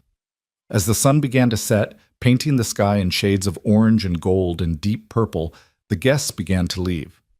Doc Matheson was last, pausing to grip Samuel's shoulder and kiss Evelyn's cheek. "You did good," he told them both. "You found each other when you needed it most, and you built something real. That's rare and precious. Don't take it for granted." "We won't," Evelyn promised. After he'd gone, Samuel began cleaning up while Evelyn put the exhausted girls to bed. They fell asleep within minutes, worn out from excitement and dancing and eating too many of Martha's sweet cakes. Evelyn returned to the main room to find Samuel standing by the fire, 2 cups of tea in his hands. He offered her one with a smile. "Mrs. Graves," he said, testing out her new name. "Mrs. Graves," Evelyn repeated, and the name felt like freedom rather than imprisonment. "I like the sound of that." They stood together in comfortable silence, sipping tea and watching the fire. After a while, Samuel spoke. "I was thinking," he said quietly. "That first night you came here, I told you about the star that never dies, do you remember?" "I remember," Evelyn said. "You sang about it while we tried to fall asleep in a stranger's house." "I've been singing that song for 3 years," Samuel continued, "ever since Anna died. It was my way of reminding myself that some things endure even when everything else falls apart. But lately, I've realized something." "What's that?" "You're the star," Samuel said simply. "You and the girls. You came through the darkest storm imaginable, and you didn't let it extinguish you. You kept shining, and now you're teaching your daughters to do the same." Evelyn set down her tea and moved closer to him, resting her head against his shoulder. "We're shining together now. All of us. That's the real magic of it. We don't have to be stars alone anymore." Samuel wrapped his arm around her, pulling her close. "No more sleeping in the barn?" he asked with gentle humor. "No more barn," Evelyn confirmed. "You're stuck with me now. In your house, in your bed, in your life." "Best thing I've ever been stuck with," Samuel said, and kissed the top of her head. That night, for the first time, Evelyn shared a bed with a man without fear. Samuel held her gently, asking permission before every touch, respecting boundaries she hadn't even known she needed to set. They talked late into the night about dreams and plans and the future they would build together. And when Evelyn finally drifted off to sleep, secure in Samuel's arms with her daughter sleeping safely in the next room, she dreamed not of violence or escape, but of apple blossoms falling like snow and a house full of laughter and a life stretching out before her full of possibility. The years that followed brought their share of challenges. Sarah grew into a brilliant student who eventually became a teacher herself, educating children across the territory and advocating for women's right to education. Margaret's artistic talent flourished, and her paintings of the desert landscape began to sell in Phoenix and even as far away as San Francisco. Grace grew up knowing only love and respect, and she became a fierce advocate for women's rights, speaking publicly about her mother's courage and the importance of legal protections for families fleeing violence. Evelyn herself discovered talents she'd never known she possessed. She learned bookkeeping and helped Samuel expand his horse breeding operation. She became known throughout the territory for her fair dealing and sharp business sense. And she mentored other women who found themselves trapped in violent marriages, offering not just sympathy, but practical help, a place to stay, legal advice. The example of someone who'd escaped and thrived. Samuel continued to be exactly what he'd promised, a partner, a friend, a father to her daughters, and a husband who valued her voice and her dreams as much as his own. They weathered droughts and economic downturns, celebrated births and mourned deaths, grew old together with grace and dignity. But more than any specific achievement or milestone, what Evelyn treasured most was the everyday piece of it. The mornings when she woke without fear, the evenings when the family gathered for supper and shared stories of their day, the nights when she fell asleep in Samuel's arms, secure in the knowledge that his love had no conditions attached. 20 years after that first terrible night when she'd fled Buckskin with her daughters, Evelyn stood beneath the apple tree, older now, silvering at the temples, her hands marked with the honest work of a life well lived. The tree had grown massive, its branches spreading wide, its blossoms more abundant than ever. Sarah visited with her own children. Margaret sent paintings from San Francisco. Grace was in Phoenix giving a speech at a women's convention. The house that had once belonged to a grieving widower now rang with multiple generations of laughter. Samuel found her there, his own hair white now, but his smile still as warm as ever. He wrapped his arms around her from behind, and they stood together in comfortable silence, watching the blossoms drift down like blessing. "Happy?" he asked. Evelyn leaned back against him, feeling the solid strength of him, breathing in the scent of him that had become synonymous with home. "More than I ever thought possible." "Any regrets?" She considered the question seriously, thinking about the girl she'd been, the woman she'd become, the circuitous and painful path between the two. "I regret that it took so long," she finally said. "I regret the years I lost to fear, but I don't regret anything that led me here, to this moment, to this life with you." "Me neither," Samuel said and kissed her temple. "Though I do sometimes wish I'd found you sooner, could have saved you some pain." "Maybe," Evelyn agreed, "or maybe everything happened exactly when it needed to. Maybe I had to go through hell to fully appreciate heaven." They stood under the blooming tree, two people who'd found each other in the darkness and built something beautiful in the light. The wind picked up, sending petals swirling around them like snow, and somewhere in the house a grandchild laughed, the sound carrying clear and pure on the spring air. Evelyn had been beaten for birthing daughters, condemned for being female, told her entire life that she was worthless. But she'd survived. More than survived, she'd thrived. She'd raised 3 remarkable women who knew their value. She'd built a marriage based on equality and respect. She'd proven that women could choose their own paths, define their own worth, create their own happiness. The apple tree bloomed above them, testament to resilience and renewal. And Evelyn Pierce, now Evelyn Graves, stood beneath its branches with her husband by her side, living proof that even the most broken things could be made beautiful again. That winter always ended, that stars kept shining through the storm, that love, when it was real and right and chosen freely, could heal wounds that seemed impossibly deep. She'd been told she was nothing, but she'd become everything that mattered. And that, Evelyn thought as Samuel's hand found hers, and their fingers interlaced with practiced ease, was the greatest victory of all. Not just survival, but joy. Not just escape, but homecoming. Not just endurance, but flourishing. The apple tree bloomed above them, and Evelyn smiled, and the story that had begun with a crime called motherhood ended with a celebration of everything motherhood could be when given the chance to bloom. Beautiful, fierce, unbreakable, free.